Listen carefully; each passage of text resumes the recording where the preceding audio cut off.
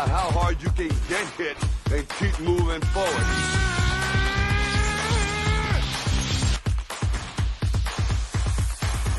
You're listening to the Wrestlebread podcast. Cut the shit.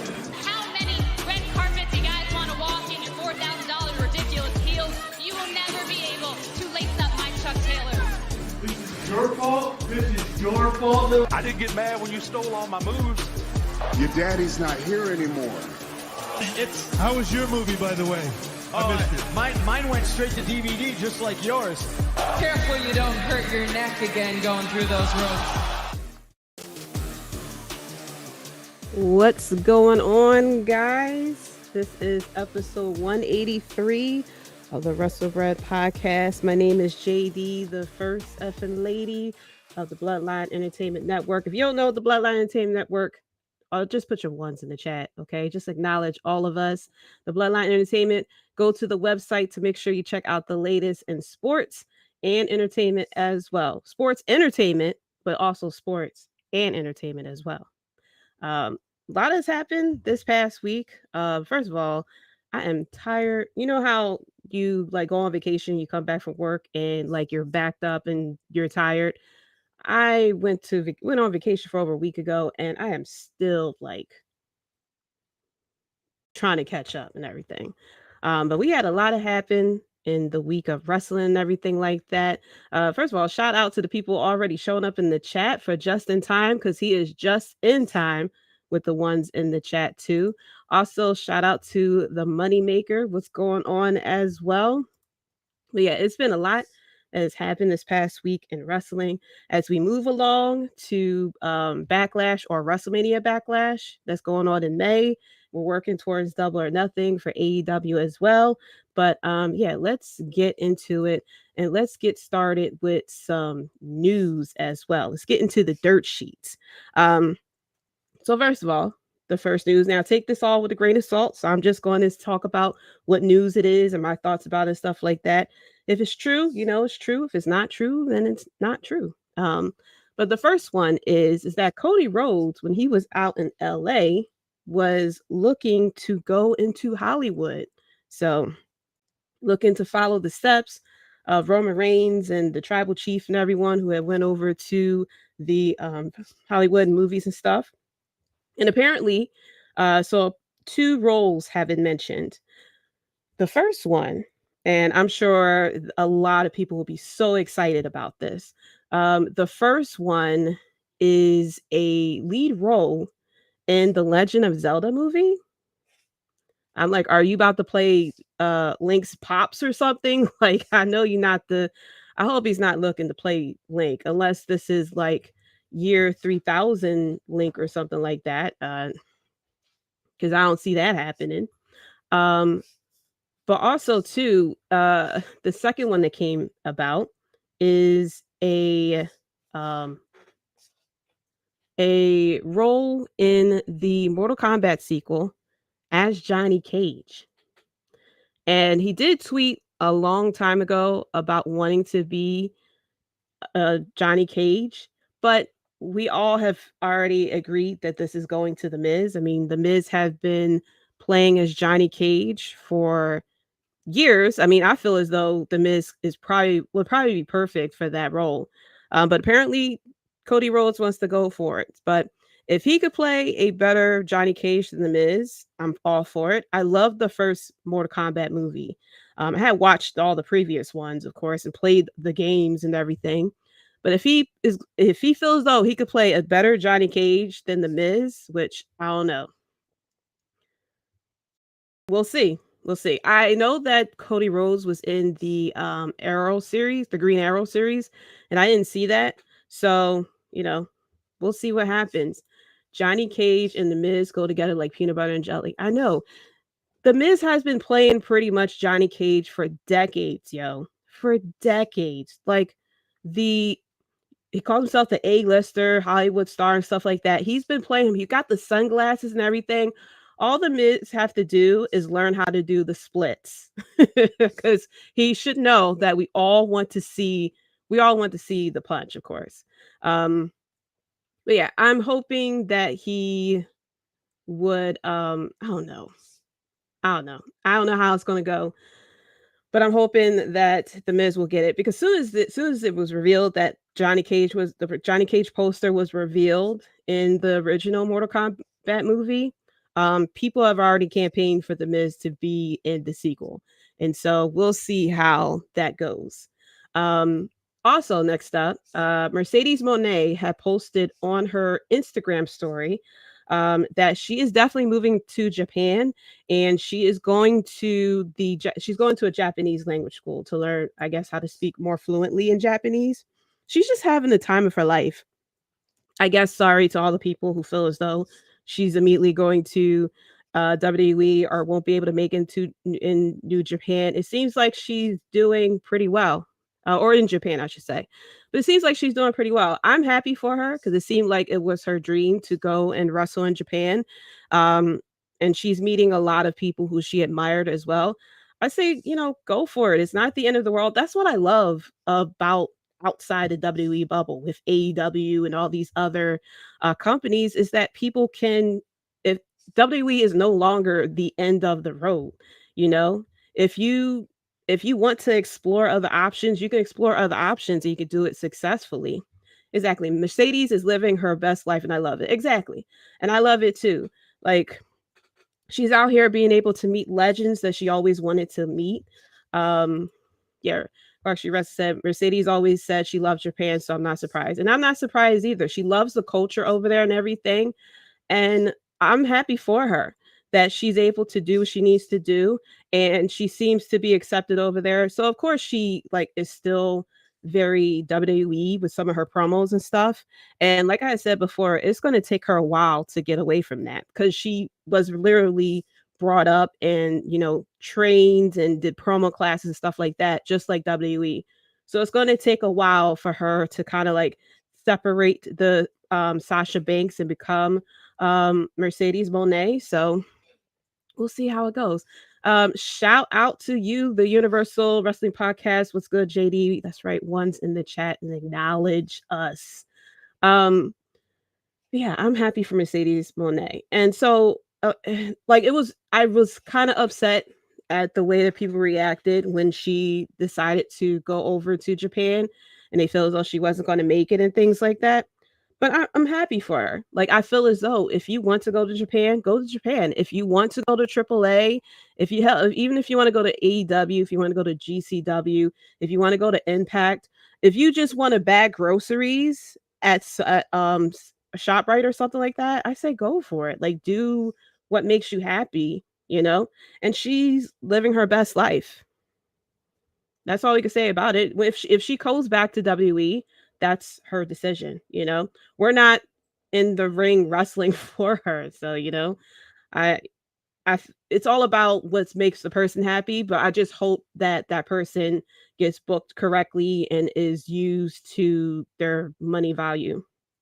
Now she did tweet earlier this week that she's very happy, one of the best days of her life or something like that. So I don't know if she got offered a contract or something, or she's getting word about either a match or something like that that's coming in the future. But we'll see what happens as we get closer to whatever it is that she was referring to. Also, we heard from, of course, that AEW is going to be having a possible Saturday show, which I think is very interesting. Apparently, it's coming in mid-May, and the show will be starting in June. I believe the first show, I don't know if the first show is taking place in Chicago or not. And of course, a lot of people believe that that's the show where they're going to be featuring CM Punk more and kind of do a bit of a brand split, which I'm fine with. I'm fine with a brand split when it comes to AEW because they have a lot of people on the roster. They have a lot of talented people on the roster. And plus you have Ring of Honor and things like that. And there's not a lot of live TV for AEW specifically. I mean, they have Rampage and stuff, but Rampage gets bounced around depending on if basketball is on or hockey or something like that. Because TNT and TBS, they're very quick to tell you to okay, we're gonna bump you to Saturday at 10 o'clock or something like that because of basketball or something like that. Moneymaker said, I said for a while AEW needed to do a brand split. Yeah, and I agree because they have a lot of talented people on their roster, and not a lot of people are getting the opportunities to be seen on TV. The big thing with AEW is that, and I'll get into it more when I talk about Jay White. Um, Tony Khan kind of assumes that we know all about all the wrestlers that's going on into there. And there is a portion of us who do know, like, we know who Jay White is. We know people from AAA, for example, and stuff like that. But it's like there are people who watch AEW who don't know people from New Japan or even people from Ring of Honor as well. Um, with the brand split, will AEW give more time to the ladies? Fingers crossed that they will do that, right? You would think that now you have 4 hours, technically 5 hours of TV, that you would give more time to the women outside of like one, two, well, yeah, pretty much one storyline. Because even with Jade Cargill, it's not technically a storyline. They just book her in a squash match just to say we putting on another match on for Rampage. But I'm hoping it gives more opportunity, but I hope this gives Tony Khan like the chance to ask for help, okay? Because now you're in control of a lot of shows at this point. And while yes, Vince McMahon was like head creative and stuff like that, he still had people, I mean, he still had people do writing and stuff like that. Like everything goes to him ultimately, but he still had people coming to him with ideas and kind of like flush out things, and you get the final say of yes and no. And he had a lot of people doing production and stuff like that. So I'm hoping that with this brand split that Tony Khan would be able to kind of flush out more ideas for the women's brand and stuff like that. This light is making me very shiny. Okay, I'll do this. But yeah, this I hope in this brand split will help out people who haven't been seen on TV for a while. Because now we have Sean Spears back as well. And Tony Khan is still signing more people and things like that, which it feels like signing people to keep them away from WWE versus just signing people to collect like Christmas cards or something like that. But I'm hoping, yes, that women will get more time on the shows because now you have 5 hours of live TV, especially since they do have around 800,000 continuously tuning in to Dynamite every single week. You start that second show on a Saturday, because it's been proven by not only WWE but AEW as well that people will tune in to wrestling on a Saturday night. Heck, we were tuning in to wrestling on Sunday nights. So I'll be very interested to see how this goes from here, because usually AEW had shows on Saturdays, especially because they didn't want to go against the NFL during the NFL season. So now that we have the shows on Sunday, his pay-per-views on Sundays, I wonder how that is going to I wonder how that's going to go.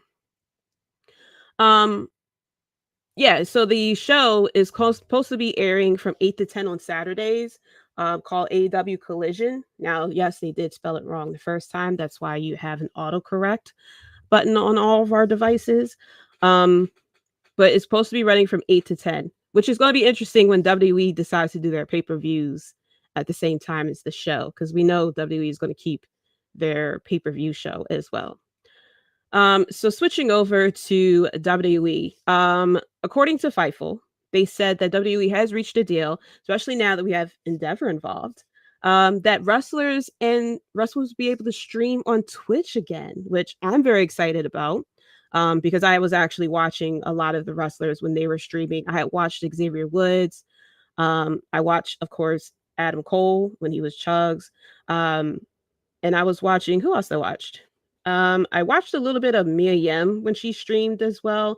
There's a lot of, I think I watched Zelina Vega as well. But there's a lot of wrestlers who have very fun streams to check out. And if you haven't checked out like Adam Cole's stream, go check it out. Loveliest community ever. He has like the best time. I don't blame him as to why him streaming was like top tier, because he has such a ball streaming. And now I don't know if people heard of The Party, and that was from Xavier Woods' Up Up Down Down during the pandemic era.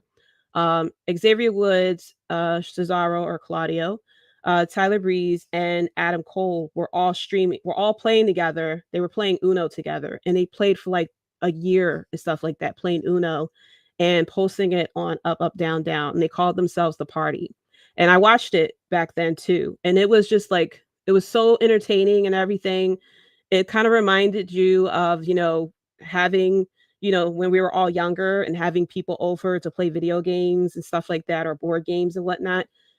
And it was just the funnest time. So they kind of brought them back, of course, because they couldn't really do too much because then Adam Cole had left, Tyler Breeze left, and then of course Claudio had left as well.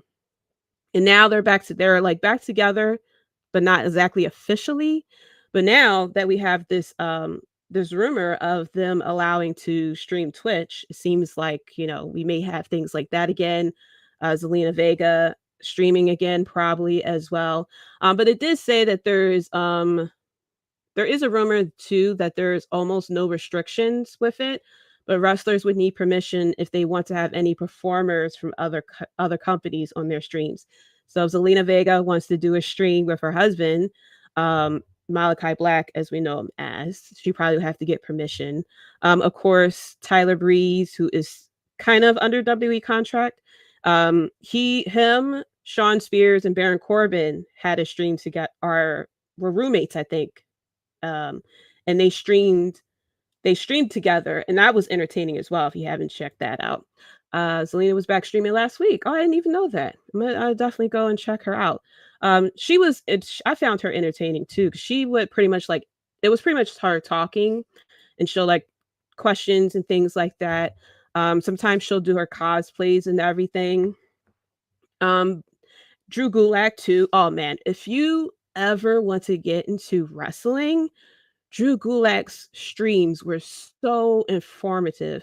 He would give advice of how to break into the wrestling business, things to do. There was a few times too, I think he would watch wrestling matches and he'll critique them and he'll give like coaching advice too. And I loved it. Like, even though I have no plans of getting into the ring. The only time I will ever get into the ring is to shake a wrestler's hand, or like if I get like some type of wish or something like that I can be like featured in a segment and just stand there like the 10-year-old kid that teamed up with Braun Strowman. If I can get those type of things, I'll get into the ring then. But other than that, no, you won't see me in the ring. But if you are interested in getting to the ring, definitely check out if Drew Gulak ever starts streaming again, to check him out. His stuff was very, very, very good as well.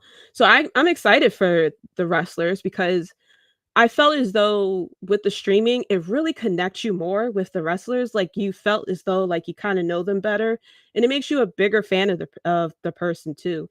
It's a lot of people who went into Adam Cole's stream and didn't know he was a wrestler, and that kind of like switched them over to AEW and watched him. Or Zelina Vega as well, get to know her on the stream and like, oh, she's a wrestler, and you get to watch her too.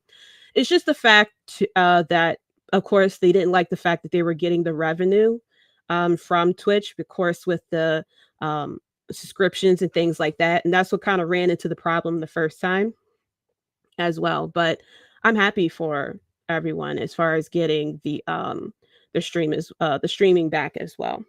Also too, Stone Cold had talked to Sports Illustrated, and for all my friends, all my people who are upset at who feel as though that Cody Rhodes shouldn't have ever lost, well, here goes the words of Stone Cold Steve Austin. He thought the Rhodes versus Reigns match was a 5-star match with a perfect finish. And this is from a guy who lost technically at WrestleMania 12. And that started that's what got people to cheer and love for him more. He said, I have a 5-star scale. Okay, I'm going all in. To me, they got it right. They built it perfectly. It was a classic. I love it, and I wouldn't change a thing. I texted a couple of people who were involved, and I sent a 1-word text, magnificent. I love the finish. I loved all of it. Roman is so good right now. To me, you can't take that belt off of Roman right now. So Stone Cold acknowledges the tribal chief. You want to get it to Cody somehow, some way, sometime, but now's not the time. I kept asking how are they going to do this to have Solo Sikoa, who has a great career in front of him, Jimmy and Jey Uso, who are just so badass, and plus Sammy and Kevin, Paul E. I love all those guys. They all play a great role. Roman is so hot, it just wasn't time to pass the torch yet. Just thinking about that finish, I thought it was definitely the right call. I love the outside interference. You didn't know what was coming next. That spike to the throat, to me, it was money. And I agree. I know a lot of people are saying that they feel as though that Cody Rhodes didn't go through enough adversity to get to this. I felt as though him coming to WWE and immediately going for the title shot and everything like that was very, very quick, because all we got was him versus Seth Rollins. He disappears, people missed him, and then he gets the Royal Rumble, and then immediately people wanted to give him the top spot. I felt as though too that Roman Reigns and the Bloodline storyline is like a moneymaker for WWE right now. And they have to resolve this. They have to resolve the Bloodline storyline before they take the titles off of Roman. And they already have the titles off of the Usos. And you kind of have to start dissecting the Bloodline storyline, but you kind of can't like draw it out or anything like that. Now, as far as when Cody will get the title, I mean, people feel as though it could happen at SummerSlam. It could happen at WrestleMania. I feel as though it's going to be okay. There are a lot of people who lost a big title match and still made it through. The Rock, Mick Foley. Look at the storyline of Mick Foley. Mick Foley won his first title on the Monday Night Raw, and WWE loves to say that the reason why that happens is because Eric Bischoff sat there and told people that he's going to win the title, and then people tuned in to watch. The Rock as well, and I just mentioned Stone Cold Steve Austin. Stone Cold Steve Austin was he was a heel, but when he wrestled Bret Hart at WrestleMania, he turned like technically a face and everything like that. Good point about Mick. Yeah. That's the truth. Mick Foley is the perfect example. There's a lot of people who it took a long time for them to win the title. I mean, look at The Undertaker. I mean, I believe The Undertaker won his first title like in the early 90s. But when he started to turn face and things like that, the time it took for this guy to win the title, and he was winning Manias, but just wasn't winning the title. I believe he won it off of, I would like to say Psycho Sid at 13. I don't know if it was Diesel or Psycho Sid. It was one of them two he won the title off of. And it's more things like that. I feel as though Cody Rhodes is going to be okay. I feel as though there shouldn't be a rush for this to go on Cody Rhodes. If Cody Rhodes is as hot and they feel as though it's the right time, it's going to be the right time in the future as well. I feel as though, business-wise, it's a great example to leave it on Roman for right now to see if this thing with Cody Rhodes is actually legit, not because we saw him for a short period of time. He got the injury, wrestled through it, and because he was gone, a lot of people missed him, and all that we remember, oh man, that's such a great match, and then we only had that short period of time of him coming back for the Royal Rumble and then challenging Roman Reigns. Now let's see him go against other people, see him interact with different people as far as different storylines, stuff like that. And if y'all still feel this guy, because Roman Reigns held this title. Well, he's going to hold it for 1,000 days, first of all. But Roman Reigns held this title for 2 years. Whoever takes the title next off of Roman Reigns has to pretty much hold the title and have such a significance with the title that Roman Reigns has had.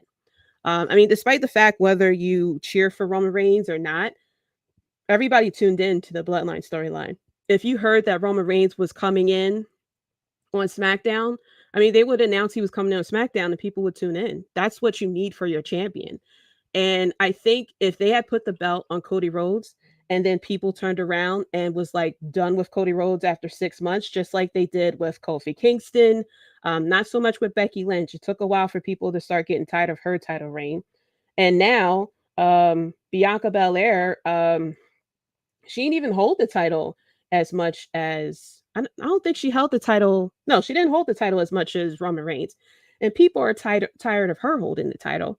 So it's just like, if you have all that going on, you got to be sure, if you're going to put the title, 2 titles potentially, on Cody Rhodes, you got to make sure that the people are going to stay with him no matter what, especially if you're trying to build him up to be the next big babyface. Pointless to bring up the next big babyface and people get tired of it within 6 months. So I feel as though this next year, this whole adversity next year, is a great tale, as if the hype and the love for Cody, as strong as it was for WrestleMania, if it's because of Cody Rhodes, or is it because Cody Rhodes and dealing with such great heels like Seth Rollins and Roman Reigns? Because a great babyface sometimes could be only as good as a great heel. And we've seen that a couple of times, as far as someone who's a great babyface and they go against a good heel, and then it kind of like they go against somebody else and kind of fizzles out. Great example was Becky Lynch. Her going against not only Charlotte Flair but Ronda Rousey, great. Everybody was so hyped and things like that.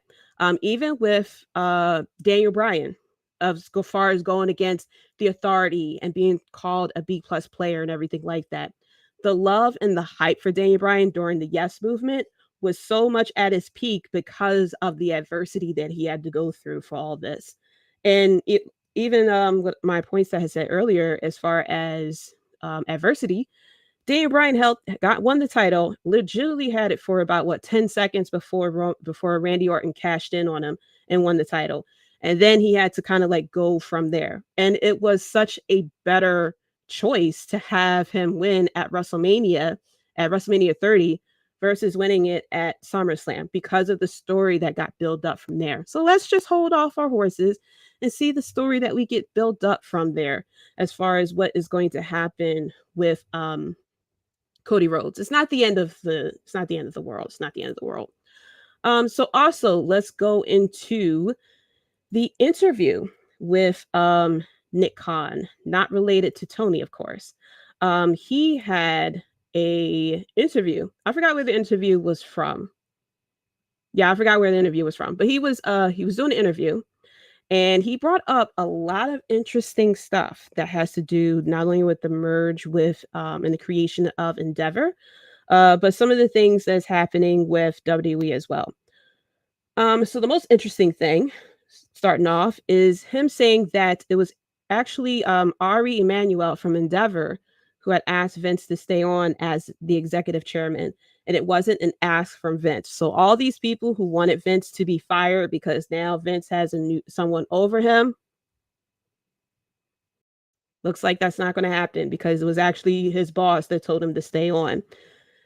Like, listen, Vince has done a lot of crazy stuff over the past couple of years, but as far as marketing his little baby into what it is right now, I don't think anyone else would have done as good as a job as he did. He has made this a global thing. I mean, this went from the territories back into the 80s to now this WWE. You say wrestling, people think of WWE. The biggest stars out there, Dwayne "The Rock" Johnson, Batista, John Cena, they all came from WWE. Stone Cold Steve Austin's well known. Hulk Hogan, a lot of big name people came from WWE. So he's one of the best people as far as making sure to get the marketing and get the name and the brand out there. So as much terrible things he has done, business wise and things like that, people were all still tuning in. Especially some of us OG and old head people still tuning in and everything like that. Speaking of Vince too, he also mentioned that Vince had articulated that Triple H remains the sole chief creative officer, and he said sole, like he's the only chief creative officer. But there is no mention that Vince McMahon will probably be a creative advisor or something like that. A bit of a name play with the roles here, that he is the sole chief officer. But it doesn't mean that Vince probably won't say, put a little word or two in there through Kevin Dunn or somebody like that. But I'm hoping that this kind of puts to bed the rumors of Vince taking over and stuff like that, because apparently he wasn't at Raw, he wasn't at SmackDown or anything like that. And there was still a bit of booking issues, and there was booking issues before Vince got involved anyway. So I'm hoping that fans, which probably won't exactly happen, will allow Triple H to take not only the positive booking, but the bad booking as well on his shoulders. Okay, so also too, some other interesting things, that some changes that may be coming is that it was brought up that the Edge versus Finn Balor match was stopped, of course, when Finn Balor was busted open. And the possibility of WWE might be open to blood and gore after the merger of UFC is a done deal. So we may get some blood, not blood and guts, maybe not just yet, but definitely some blood. Shout out to Circle of Debate. Everyone put the ones in the chat for Circle Debate and for all the my other Bloodline brothers as well. Shout out to you. But yeah, look at that. Maybe some blood coming back. I know Jon Moxley is like, listen, I will have a Jon Moxley is ready to have a blood off with someone in WWE, okay? I will not be surprised if they do decide to bring back blood in WWE. If somebody bleeds on Raw and Jon Moxley is booked on Wednesday at Dynamite, I would not be surprised if we see something crazy from this guy because we just saw it on Raw, okay? If that's the case, are they going to move to PG-14? I don't know. I hope, like, a part of me kind of hopes that they do, but I'm hoping that they just do it right, you know? Like, we don't need things to like go over the top or anything like that. The thing is with WWE, they have to figure out who their audience is going to be. Because we had the PG era and stuff like that, and obviously they were booking for kids.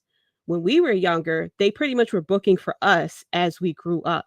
So when we were younger, we had Hulk Hogan and stuff like that telling us to eat our vitamins and say our prayers and stuff. And then we had, of course, that weird puberty age, and that's when we had the new generation era where we had Doink the Clown, but we had Shawn Michaels and stuff like that. They was trying to put over Shawn and everything as like the top. No, they were trying to put over Bret Hart as well. They were trying to make Bret Hart the new Hulk Hogan and stuff like that.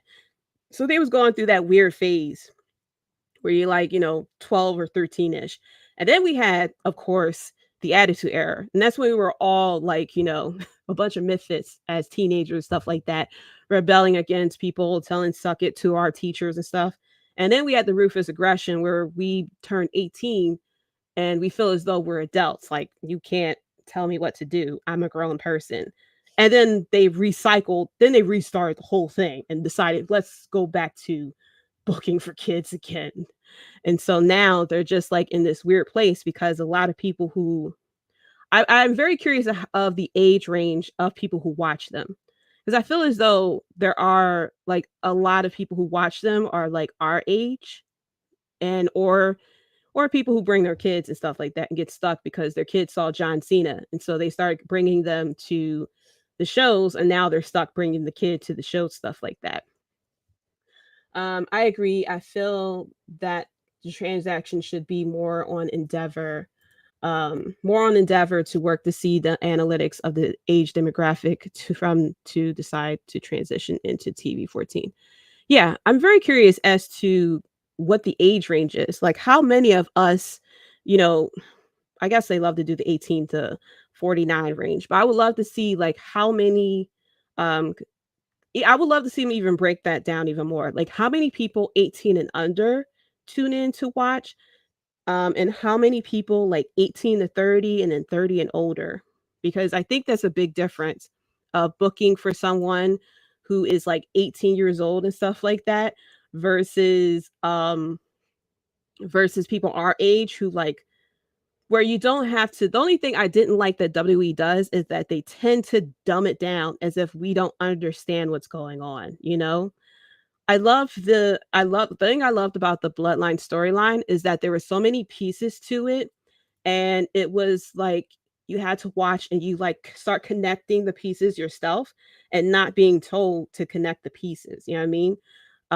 That we didn't have to say, hey, this is why I did this and this, that, and well, I mean, we still kind of get that. This is why I did this, stuff like that.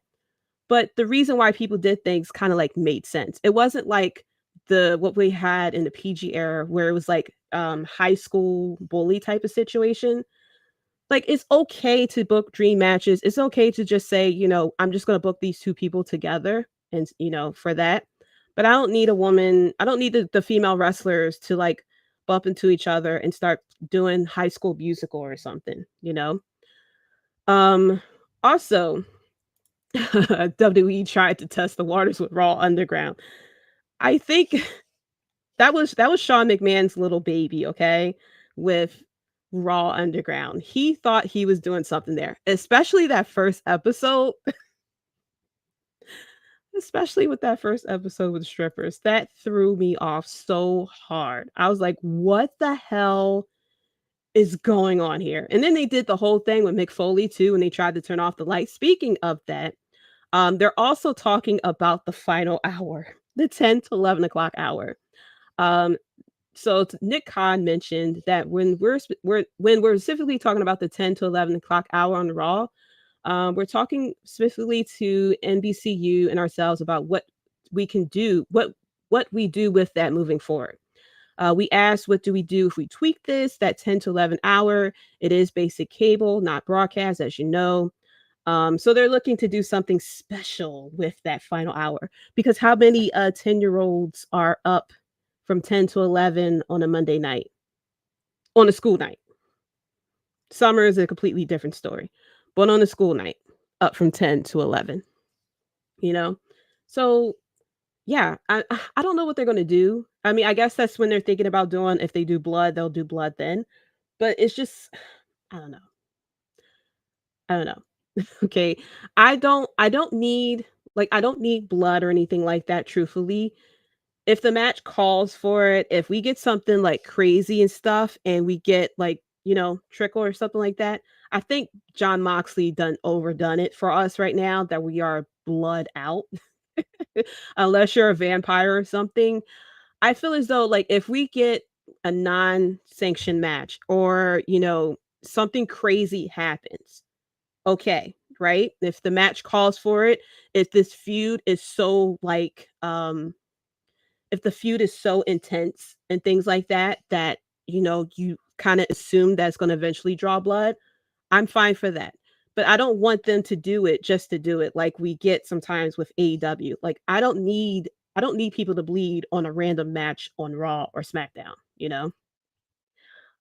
Thank God thank God Shane didn't buy Pride or UFC. Forgot who they wanted to purchase at the time. LOL, glad that didn't happen. I know, right? We would have gotten some crazy stuff featuring that guy, okay? We already heard the rumor of Shane McMahon wanting to win the Royal Rumble. We saw what he tried to do with WrestleMania as well. I know. I don't know what we're going to do for the final hour. I would just love the non-baby stuff. Like, don't baby me down. I would love compelling things. If they want to throw out a curse word or something like that, I'm fine with it. I like it when storylines are more realistic and kind of more relatable. And I think that's why a lot of people love the Bloodline storyline, because how, like, it felt real. And that's why a lot of storylines kind of get over with a lot of fans. The Kofi Mania, the Daniel Bryan, Stone Cold Steve Austin, who else? Becky Lynch as well. When we get these type of feuds and stuff, it's very relatable to us, because we're like, yeah, you can kind of connect with the person, because it's like with the Bloodline, like, yeah, I'm down for my family. You stick with family because family is family. Of course, Dominic Toretto will probably sit there and scream out somewhere about it, but I think it's very relatable. Or between Sami Zayn and KO, you have the friends and stuff like that, brothers, stuff like that, people who you ride or die for. I just want to be able to relate and to not really, like, kind of get immersed into it, like you're watching a movie or something like that. Like with Star Wars or Marvel, how people like get so detailed in the stories and stuff like that. Like, I want to be captured like that. I don't need blood, and I don't need, like, we don't need to go back to like the bikini matches or anything like that. I just want them to make things real. Realize that you are in a world where WWE doesn't all exist. Like I love the callbacks that they did to Bullet Club. Um, like I remembered when they mentioned when I think it was Kurt Angle that mentioned TNA on live TV. Oh no, it was Sami Zayn that mentioned TNA or AEW or something like that on live TV, and everybody was like, "Oh my god, he said a different company on TV." Like it really shouldn't be like that, you know? That's what I more want to happen with WWE. Like I don't need if that can happen, like I don't if that can happen, then I would rather for that to happen. Like I want to be able to I would love for them to open up the world creatively. Like yes, everybody loved when Mickey James came back and she came back as the Impact champion. That popped a lot of people. And I would love for them to kind of stick to that. Yes, acknowledge that there are other companies out there. Give us the background story about it and stuff. Who did they do it with? Under Triple H, they kind of did it, I think, with Michael Cole had explained it. I forgot who they did it with, but they talked about their past in New Japan and stuff like that. And I said, I love that because you have to assume that, like, don't erase what the wrestler went through, you know? And they kind of did a little bit with Cody of him constantly telling us of how he left and things like that. And when he was talking to KO, he mentioned how, you know, you introduced me to the right people when I left here and stuff. Like make it realistic, you know? Make it relatable and make it realistic as well. But yeah, so I think that's all the stories and everything like that. But I felt as though it was very interesting of what Nick Khan was talking about. And it seems like there are a lot of changes that's coming to WWE now that they have UFC. I mean, we can have some crossovers. I mean, we could have Conor McGregor going against Roman Reigns or something, or Conor McGregor versus Brock Lesnar. Okay, somebody, if my WWE insiders are listening, hello there. Okay, Conor McGregor versus Brock Lesnar. I don't know how that would go. I don't know if it will go more wrestling side or we go more UFC side. I don't know. Brock Lesnar is a crazy person. So is Conor McGregor too, but that would be very interesting to watch as well. But you know what? Let us get into some little bit of recaps. So first off, let's go into SmackDown. SmackDown was okay. And I'm gonna go over like a overview, a general overview of what happened on each show, and then I'll kind of break down a bit of points from there. So it's been announced that the draft will be on April 28th and May 1st, and it seems like we're going to be opening up. Now I didn't see the exact details when they mentioned it. I don't know if I tuned in to SmackDown too late or I just didn't catch that. But I think NXT is involved. I don't know if NXT is there as a third brand or something like that. It will go more wrestling side if the price is right for Connor. Yeah. I just want to know, like, toe to toe, Connor versus Brock Lesnar, how that would go. Like, if we do legit fight, I know wrestling side. I don't know if Conor McGregor can go to Suplex City, but I'm very interested to know, like, toe to toe, like, what are we doing here? Hey, I said Conor versus Tribal Chief at SummerSlam. Yeah, right. Conor versus Tribal Chief. I would love for them to go to PG-14 for that one. Give us like put the uncut version because I know it's going to be a very, very much uncut version. Because with PG-14, you can't say certain words, right? I would love for them to film an uncut version. I don't know if you could put it on YouTube, but probably put it on Peacock somewhere or something. You know, I would love to hear an uncut version of a promo versus promo between Conor McGregor and Tribal Chief. It would be the funniest thing we ever seen, especially if you had Paul Heyman there as well. Maybe not bring Solo because all Roman Reigns got to do a solo and then Okay, but I would love to see with Paul Heyman, the Tribal Chief, and Conor McGregor. Just give them all mics and just let it pop off. Your Grace, I love to help, but I don't think I watch SmackDown at all. That's cool. That is completely cool. What's up, Dom, as well? Shout out to the Top Rope Wrestling Talk as well, with the best who love the slashes and the dashes. More slashes than I almost messed up my joke. Let's take it back. They love their dashes and their slashes. Love slashes more than Jason Voorhees. I was about to say Friday the 13th, but Jason Voorhees as well. Brock would break him. I know. I would love to see Conor versus Brock Lesnar. Like if the WWE insiders are listening, like throw that in someone's ear. Like Conor versus Brock Lesnar. Put him, do the Tribal Chief and stuff like that as well. Do the Tribal Chief versus Conor as well, but do Conor McGregor versus Brock Lesnar as well. There's so many matchups we could see there as well. Don't forget the underscores. I know you guys have a lot of love for the symbols. Like I'm waiting for you guys to do the semicolons and everything like that, the commas, the periods as well, the quotation marks and the parentheses. Like, I'm sure that the people, the grammar people and stuff like that just loves y'all social media handles as well. But yeah, I'm with the draft. I don't know if like NXT is going to be like a third brand, like people from Raw or SmackDown can be drafted to NXT. I know people from NXT can go to Raw and SmackDown. I am just hoping, this is like a selfish memory of mine. I would love if they have everyone in the room, just like they did the year of the draft when Ric Flair had drafted The Undertaker #1. And you see The Undertaker like take off his glasses and then, throw his water bottle and kick the door out too. I would love for everyone to be in a room so we could see reactions. That's what I want to see.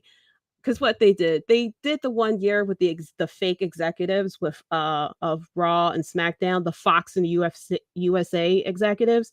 Give me a room of the wrestlers, and I would love to see the wrestlers' reactions and stuff like that. Like, give me another Undertaker reaction, okay? It would probably be for Rhea Ripley or something like that. If she gets drafted to somewhere she don't like as well. But yeah, give me the reactions of the wrestlers. I would love to see that. I am curious though. The biggest thing is, and it's the biggest thing everyone talking about is who's going to be the people drafting. Like we have Adam Pearce, who is the head of Raw and SmackDown. So are we going to get a new GM and stuff like that? Are we just going to get like hopefully we don't get the anonymous GM. That was a good idea that ended very badly. Yes, the Undertaker reaction was gold. Yes, I saw the reaction of Undertaker earlier today, and I was dying for at least 5 minutes there. Like his reaction was perfect. Papa H. Yeah. I guess he's going to announce, but I guess he's going to announce the picks or something like that. But I would love to know like who.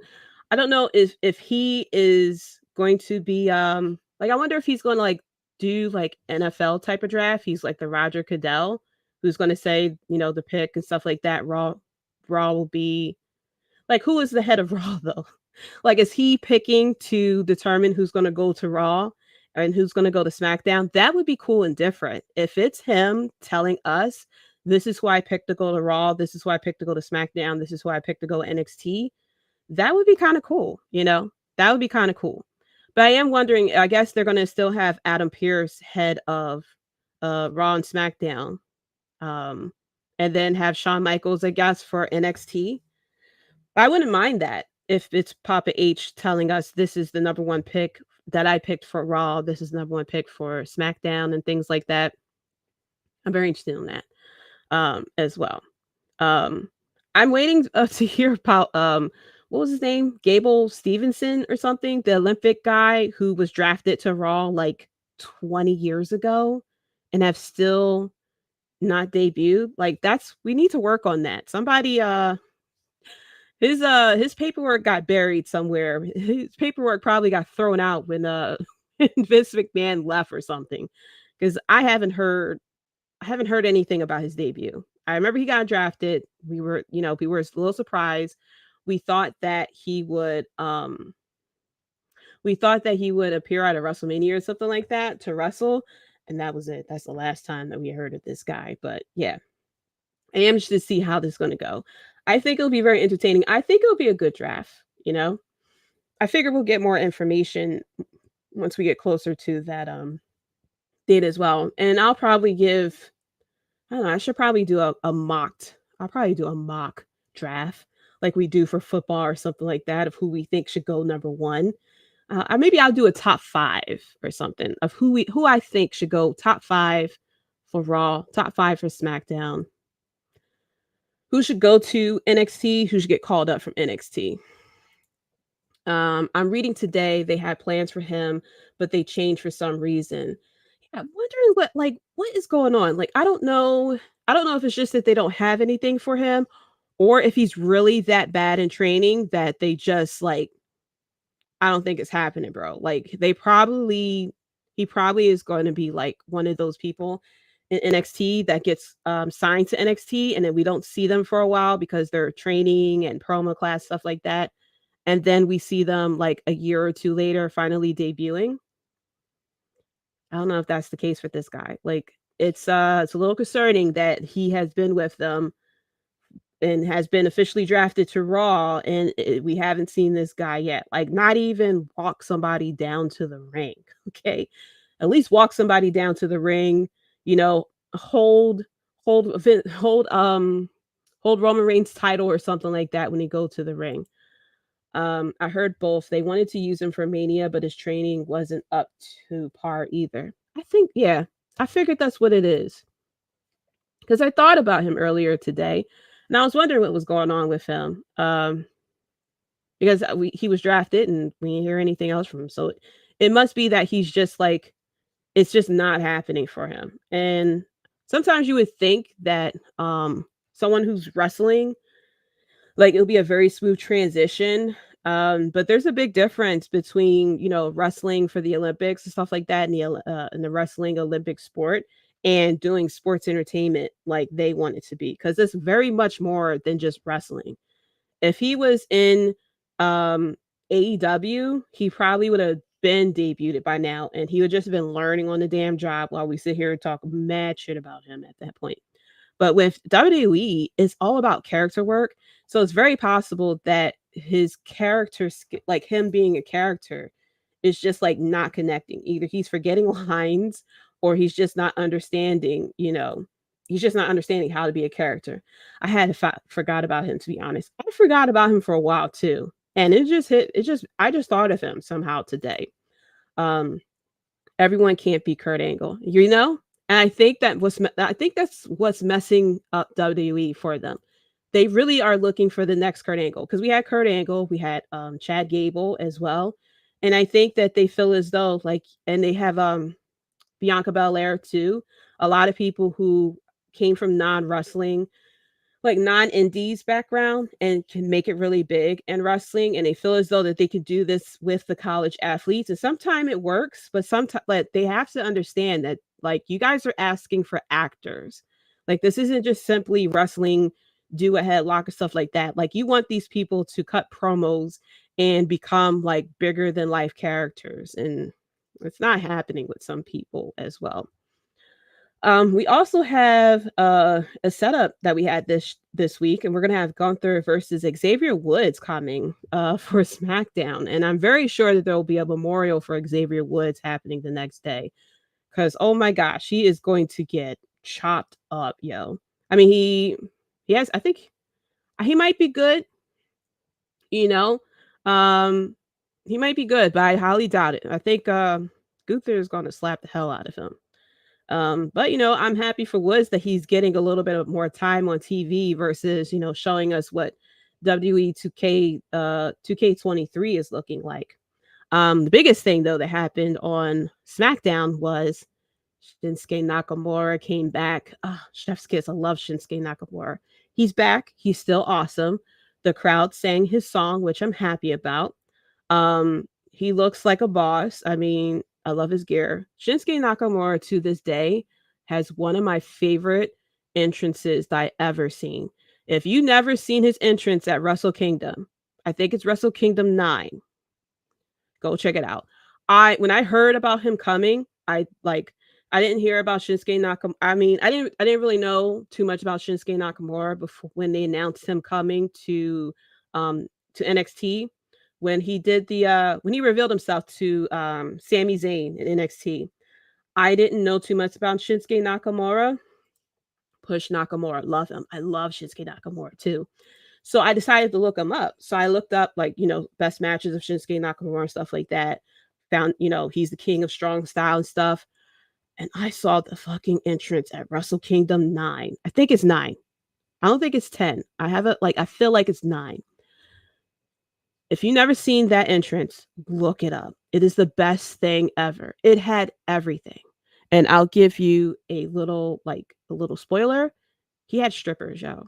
He had a lot of strippers. It was the best thing I ever seen. Like, I never seen anything like it. As soon as I saw it, I was like, this guy is a star. Was 9 the one he fought AJ? I think that's the one. Yeah, I think that is the one. He had that entrance and it was with AJ Styles. Yeah, I forgot which one, but I think I had watched his match with AJ Styles at one of the Wrestle Kingdoms.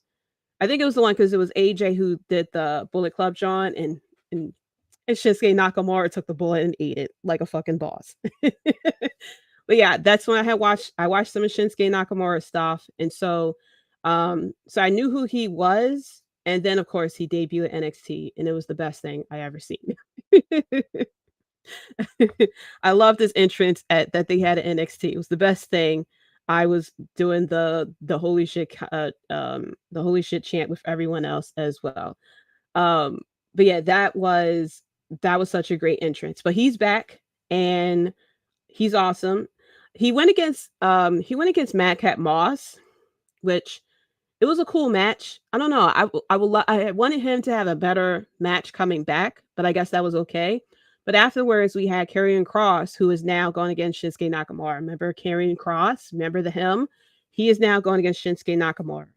I don't know how to exactly feel about this feud because Triple H has been kind of dropping the ball for Karrion Kross. So I'm hoping that we get it back with Shinsuke Nakamura. But Shinsuke Nakamura is awesome. So yes, going back, yes, Mario Lopez, what's going on? Thank you for tuning in. Rhea Ripley, Solo Sikoa, staring down all about. Listen, okay, I love me some Rhea Ripley. It's not a secret that I love me some Rhea Ripley. And let me get into the Raw recap as well. And I'm gonna talk about this new feud or whatever with Judgment Day and the Bloodline, which we didn't really ask for, but I'm okay with it. They decided to team up to take out each other's rivals, and this was, as Paul Heyman explained it, was brought about because he pretty much hired the Judgment Day to help out. And it's like, did he do this because he doesn't have the confidence in the Usos because the Usos lost their title to KO and Sami Zayn, and it feels like now he doesn't trust the Usos to really take care of things. So not only did he get Solo Sikoa to kind of do more, but now he got Judgment Day to help out against Sami Zayn and KO and Riddle as well. And I didn't expect it. I was very interested in it. And I feel as though this is a very good tangent for the Bloodline storyline because, with a lot of storylines, things can get kind of stale. But with the Bloodline, it's like so many different tangents and, things that's happening and details and stuff that's being emphasized. I feel as though it's a very smart move to go about this, especially that Roman Reigns is either on vacation or resting or whatnot. Then now we are integrating the Judgment Day and the Bloodline, which of course brings in the LWO, because now the Bloodline was going against we had Solo, going against Rey as well, which kind of ties into LWO. So I thought this was a very good tangent for the Bloodline as well. And then, of course, when we had the two factions standing across from each other, we had Rhea Ripley just staring a hole into Solo Sikoa. And Paul Heyman saw it. He was like, he told what? I think it was Jay or Jimmy. It was Jay. Tell him to switch places with Solo, please. He didn't like. I reckon I really love the fact that Paul Heyman was like, "Yo, Solo, please switch places with Solo, so she's not standing in front of this guy." And they switch places, and then Rhea switched places with Finn, so she can stand directly across from Solo. And I'm like, yes, can we please book Rhea Ripley versus Solo Sikoa at SummerSlam, please? Like, I'm down for that. I'm down for enforcer versus enforcer. I know it'll probably never happen. I know it'll probably never happen unless we do this in WWE 2K or something like that.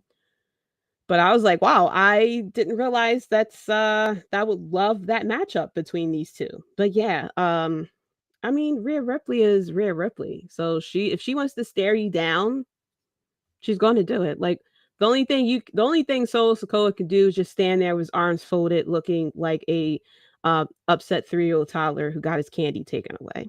But I'm down for that. Like, I would love a stare down between them two at a Royal Rumble or something like that. If they book her to do a Nia Jax spot or something as well, or even Beth Phoenix, China, something like that as well. And I thought the matches with these two factions and their enemies was very interesting because we had Rey versus Solo, and what was interesting was the Usos tried to get involved, and it brought out LWO, but in the end, Solo had won. Even though, you could say it was due to a distraction, but the distraction happened. And then Rey was able to get the 619 off of him. And then when he tried to do, I think it was the frog splash, Solo was able to counter that. So it wasn't exactly like due to the interference, but the Usos did interfere.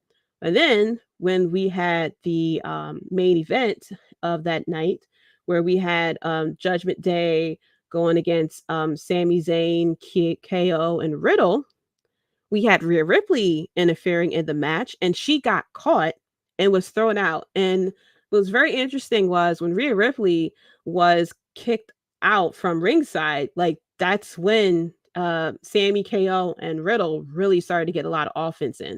What's going on, Tim? Shout out to the Tim King podcast. Be sure to check it out. What's up, Jaydee? One's in the chat for Tim King as well. I found it very interesting once Rhea was away from ringside. Like, the Judgment Day wasn't really pulling it together in this match, which I thought was very interesting to kind of show like the importance of Rhea Ripley being able to help out the Judgment Day. Whereas though with Solo was able to get things done, but it was the Usos who got involved, who just got involved. Like, if I recall the match correctly, Solo really didn't need the Usos' involvement. They involved themselves because, that's what the Usos does. Whereas on the flip side with the Judgment Day, they needed Rhea to interfere or else they won't get as much offense as they would have gotten, the advantages they would have gotten as well. So I thought that was interesting. And it seems like we got a faction war going on or something like that. I feel like we should have a War Games or something like that. This feels like very close to a War Games type of storyline because we have faction versus faction versus faction. I'm all for it though. I would love to see how all this turns out. I don't know where we kind of go with Sammy, KO, and Riddle, but LWO and the Judgment Day and the Bloodline, I'm here for it. I'm here for it as well. So going back into the a bit of the overview of Raw, we had Mr. Adversity, Cody, who comes out and suddenly he calls out Brock Lesnar and he wants to face him. Well, I think he said he wants him to face him tonight or something like that. And he wants him to come out and stuff like that. And Adam Pearce comes out and goes, "No, Cody, you're not medically cleared. Okay. Do not call out Brock Lesnar. You don't want to do this. You don't want that smoke. Did you see what he did to John Cena and stuff like that? Did you see what he did to you last week? Like, that's the tip of the iceberg of Brock Lesnar. And so Cody then walks out. Adam Pierce, I don't know if he said it at this part or if he said it once Brock Lesnar came out, but he okayed for them to face each other at Backlash in Puerto Rico. And then out comes Brock Lesnar dressed up like, I mean, you could say either he was Jeepers Creepers or Dead Man Walking, straight up like, okay, Undertaker's no longer around anymore. So I'm going to, wear the hat and the coat in dedication to the dead man. I don't know. You can go for whichever one there, but you know, Brock Lesnar comes out and just straight up just sat there and started laughing at Cody while Cody was trying to do his best impersonation of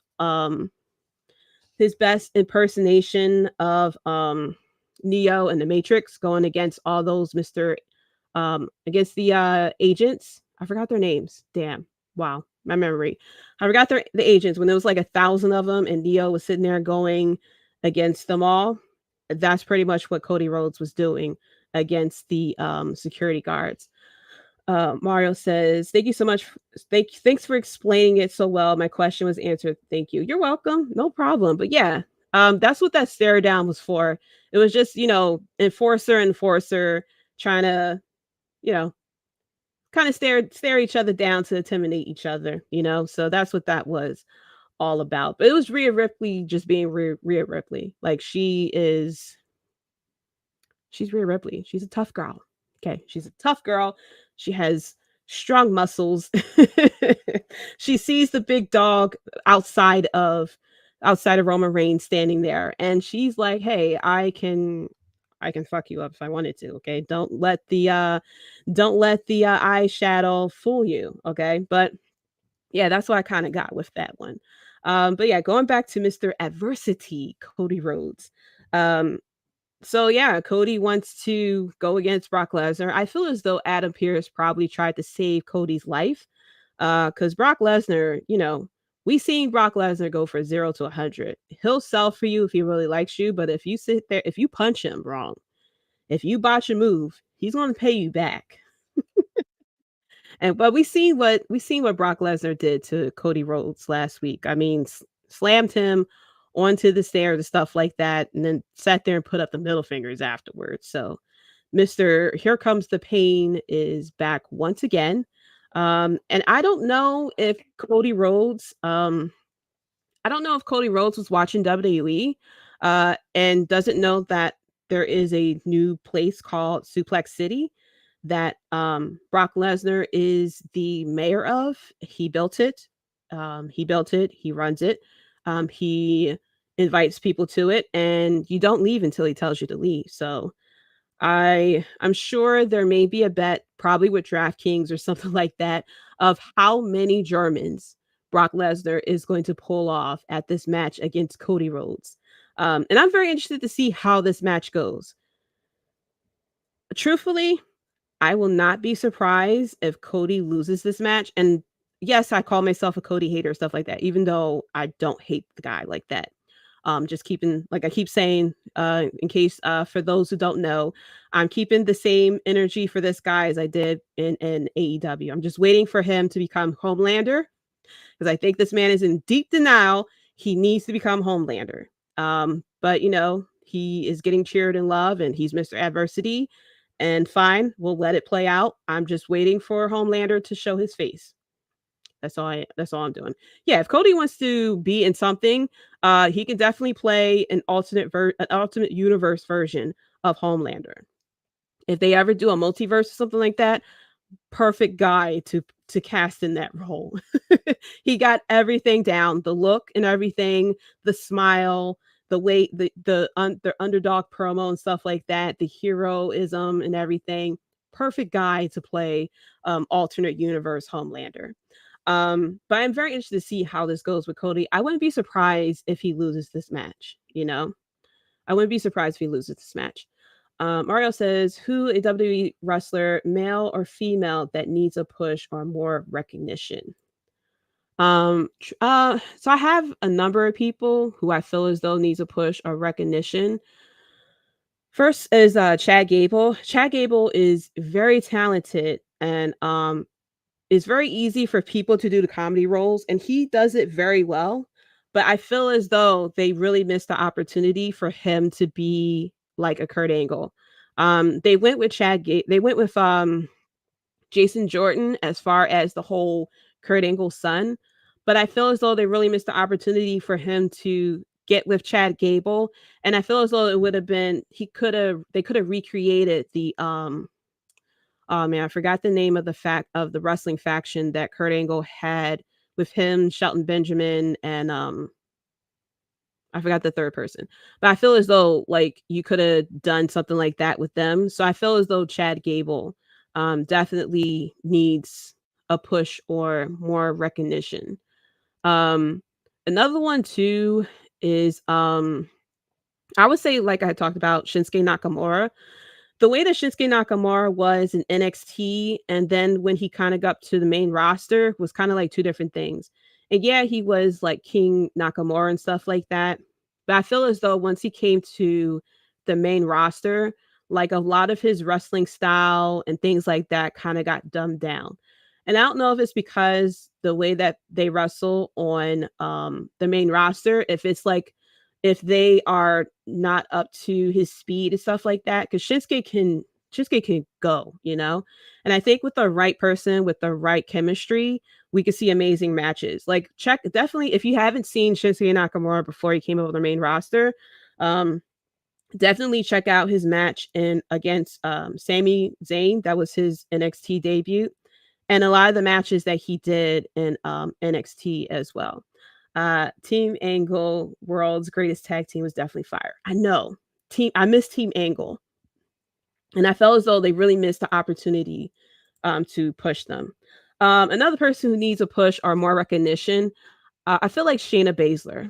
And unfortunately with Shayna, they put her with Nia Jax. The thing is with the main roster, the booking on the main roster, I feel bad for some people because on the main roster, people are booked to a certain position, and because of that, people are very used to a person in a certain position. So when you see someone get a title shot or something like that, it's not as really like well, it's not as I wouldn't say exciting, but it's not as I guess booked or pushed as much as it would be. Example for that on the women's side would be she's known as Io Sky now. Io Sky was great in NXT. Piper Niven as well too. She was really good at NXT UK. And even too with Liv Morgan. I mean, Liv Morgan before she went after the title was booked as kind of like mid card and stuff like that. And then so when she went for the title, it was pretty much like the push for her to get the title. And when she finally got the title, it was the push for her to get the title was more exciting to get than her getting the title. And once she got the title, she wasn't booked as strongly because she was only booked strongly when she went after the title. I feel as though like you can kind of cycle people in and out. The way that they handled Gunther has been perfect. He wasn't booked that strongly before, but once they like slowly started to build him up they were very consistent with Gunther. And he was one of the ones that I was hoping that he would get pushed properly. And I'm very happy as to where he's at now that he has the title. And he's been booked very good with the he has the IC title. He's very booked well with the IC title. Who else? Yeah, but with Shayna Baszler, she was very good in NXT. She was booked very much like Ronda Rousey was, where she was like unstoppable. She was, you know, a very she was booked as a brawler. Whereas on the main roster, she was slightly more character, and she was booked as a tag team partner with Nia Jax. And because of that, it kind of like led her in a very weird place. Now she's with Ronda Rousey, and I'm hoping that she would be booked strong again. But now she's booked more as a sidekick to Ronda instead of, her and Ronda kind of being equal, if that makes sense. Um, but I just want them to be consistent because they'll book someone strongly, like we saw with Karrion Kross, who when he debuted, he was pretty much kind of put in the title picture between Roman Reigns and Drew McIntyre. And then after a while, they really didn't know what to do with him. I mean, they had him going against Rey Mysterio for a little bit, and then he just kind of like fell off. And the same with LA Knight. I'm hoping they're more consistent with LA Knight. I watched LA Knight when he was in NWA, and he's very good on the mic. He can a promo off between him and The Rock would be very entertaining. But when he first he was good in NXT, but unfortunately for him, this was the tail end of Black and Gold NXT and NXT 2.0. So once they switched over to NXT 2.0, it kind of got very weird for LA Knight. And so they brought him on the main roster, but they brought him on the main roster. They completely changed his character. He was known as Max Dupree. He was head of the male maximum male models. And it was just very weird. And it was like a downplay of his skills. And so now that he is back to LA Knight, even though his first feud was against Bray Wyatt, and now he is going against Rey Mysterio a little bit. I'm hoping that he would get the recognition and push because he's very good on the mic. People already are saying yeah and stuff like that, just like him. I think if they just like let him go off, like we would be cheering for this guy and saying he'll have like a lot of sayings and stuff like that will repeat after him. Like he can definitely, I wouldn't say as good as The Rock, but it'll definitely give The Rock vibes with catchphrases and stuff that he'll say. Because we know about and let me talk to you and stuff like that. And I think if they want to have like someone to kind of like for us to remember with catch sayings and stuff like that, LA Knight would be like the best person. Love LA. I loved him since Impact Wrestling. I don't think I watched him that much in Impact. I think did he go from Impact and then to NWA, or was he kind of with both at the same time? Because I definitely remember when I was watching NWA during the pandemic when they was on Twitch, I believe on Thursdays, and I was watching them during that time. No, that was Impact. That was Impact. I watched NWA when NWA Power came back and they was airing the episodes on YouTube. That's when I was watching NWA. I forgot when that came. I forgot what year that was. It was maybe like 2-3 years ago, maybe. Yes, Impact and then NWA. Yeah, so I missed him in Impact, but I did watch him in NWA.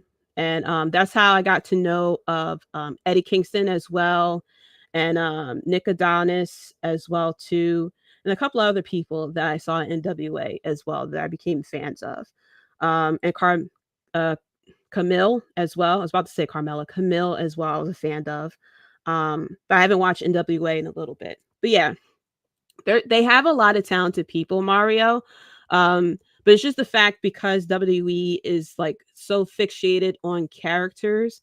There's a lot of people who are very good at wrestling.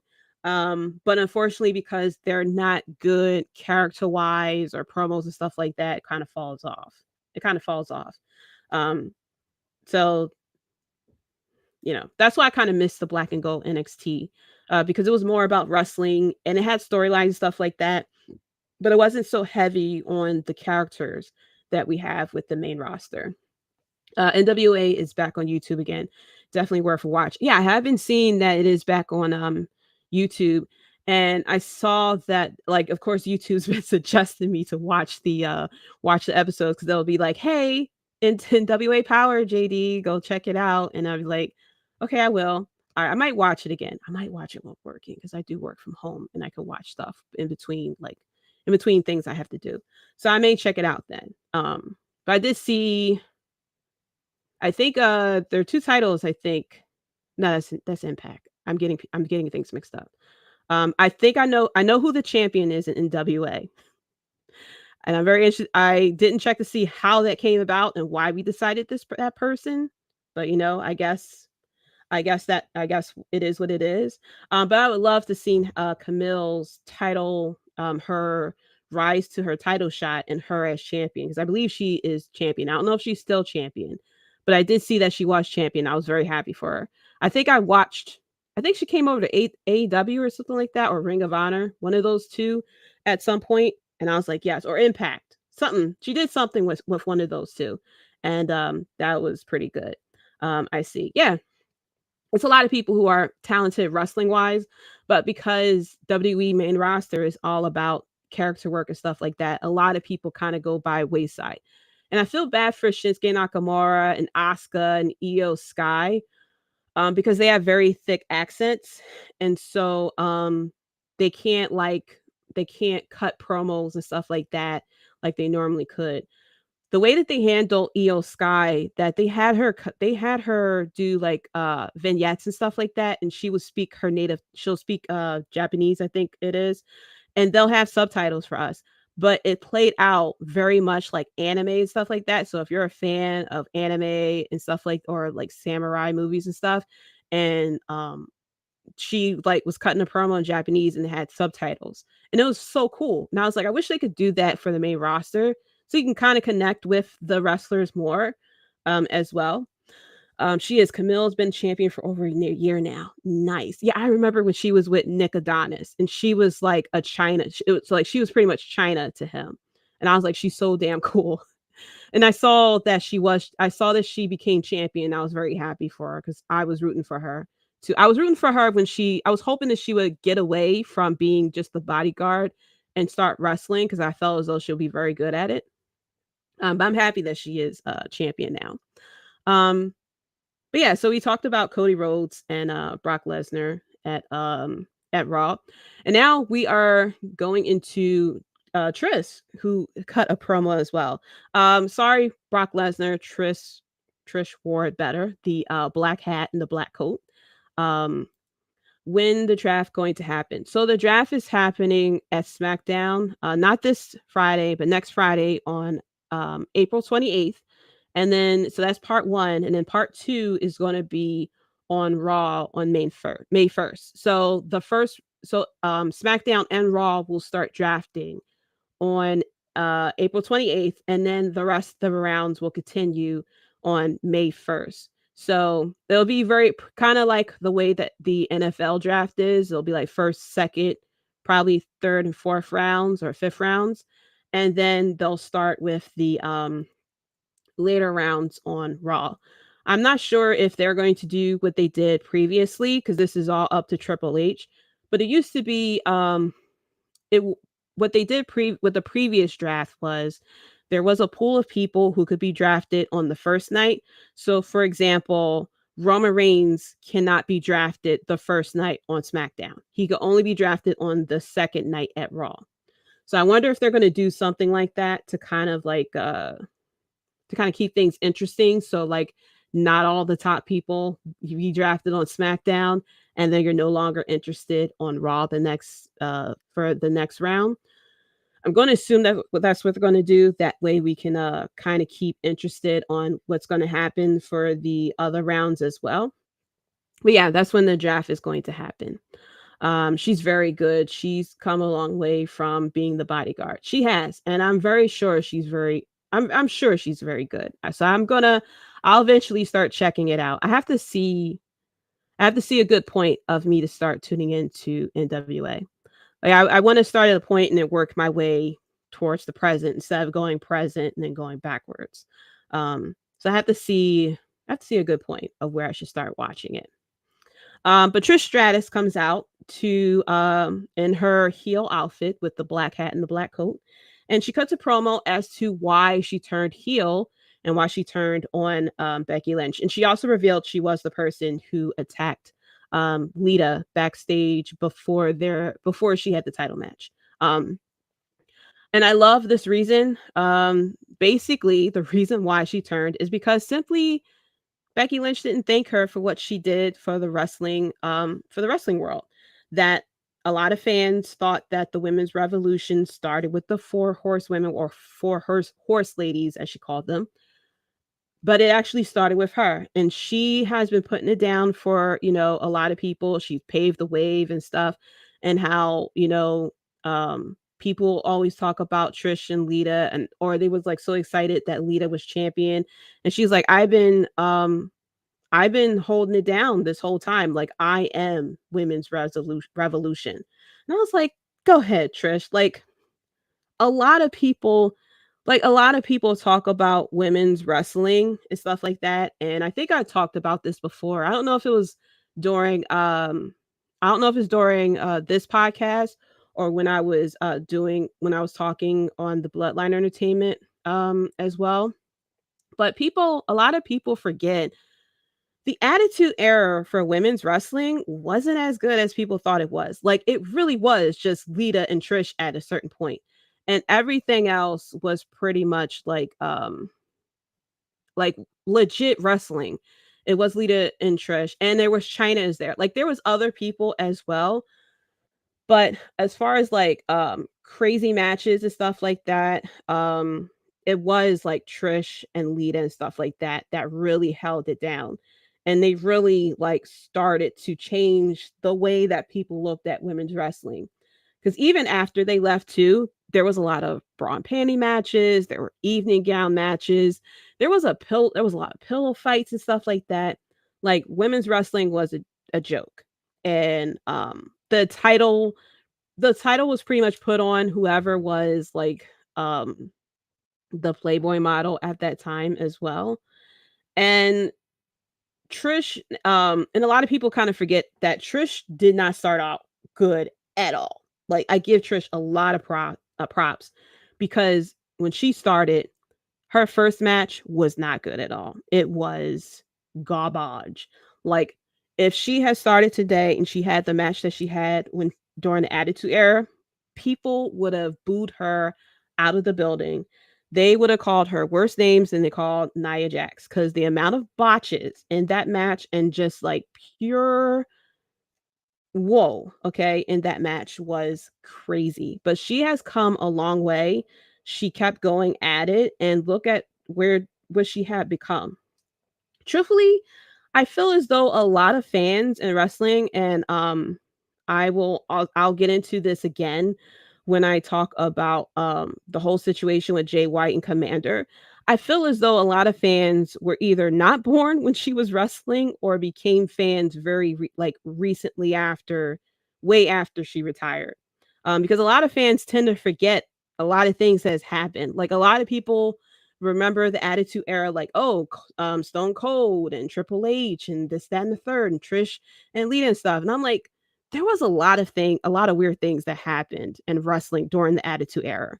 Like, people tend to forget, yes, the Hurricane was there and stuff like that. Yes, the Hardcore Championship was there and stuff.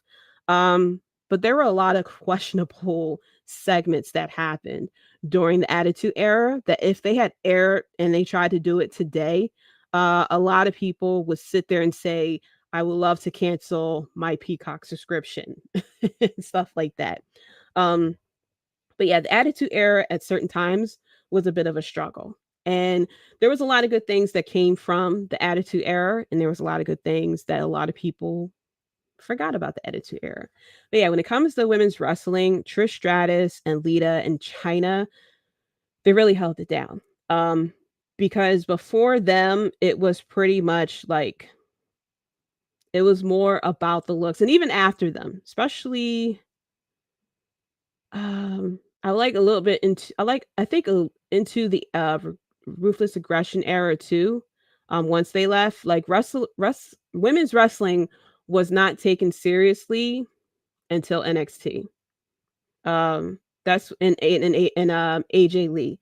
Unfortunately for AJ Lee, she was there, I feel as though, at the wrong period of time. She was pretty much the only person on that main roster that was very serious about wrestling and stuff. And a lot of people were not on that roster.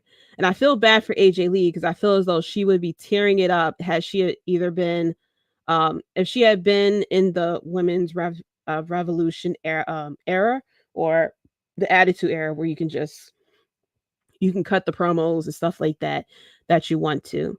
But yeah, I like the fact that that's where Trish is going, and that's her reasoning for turning on Becky. And it kind of makes sense. You're a legend. You did all this. You paved the way for people, and you're not being given the credit of who you are and what you have done. So that makes a lot of sense. It makes a lot of sense as to why that happened. But overall, between Raw and SmackDown, I feel as though it's a pretty good setup for what's coming for Backlash. That is coming. When is it coming? Is it May 5th? I don't know why I'm thinking May 5th as to when Backlash is coming. I know that Double or Nothing is the end of the month, but I think Backlash is coming. I think Backlash is the beginning of the month, as I secretly asked Google, who of course is not telling me straight away because stuff and things. May 6th. Okay. Yep. It is coming up very early in the month. So yeah, we got about what, 2 weeks? Yeah, we have 2 weeks before Backlash comes. So we're starting to set up matches, and we're getting it, tied away. So I'm interested to see where we putting Bad Bunny in. If Bad Bunny is going against Dom solely, or is he going to be put in a tag team match with Rey Mysterio to go against Dom and Damian, or how we fit an LWO into all this. So we still got some time to figure it out. It's going to be very interesting that we're throwing the draft into this as well. Especially with the Monday Night Raw. It just hit me. The Monday Night Raw of the draft is the go home show for Backlash. I don't think it was a very good idea to put this draft right before this pay-per-view. It would have been better if they had it after the pay-per-view, but I'm going to trust that they have something planned here to work out as far as what they're going to do with Dynamite. I mean, not with Dynamite, with Backlash. So speaking of Dynamite, going into AEW Dynamite, we have the Four Pillars who are very dominant during this Dynamite. I do appreciate, I don't mind this story between the Four Pillars.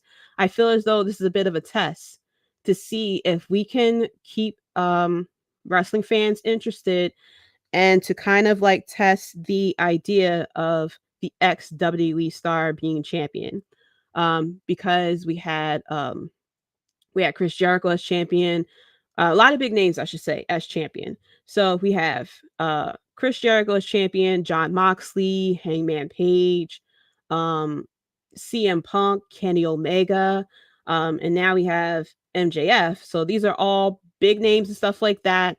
And now, yes, we have an original, one of the originals of MJF, but now this is being focused on not really big names, but pure AEW people of Darby Allin, Jungle Boy, and Sammy Guevara, along with MJF. So I'm very interested I'm happy that they're doing this. I feel as though the Four Pillars should have happened previously, but I understand that they probably wanted to wait until one of them was champion and then kind of start doing the Four Pillars thing.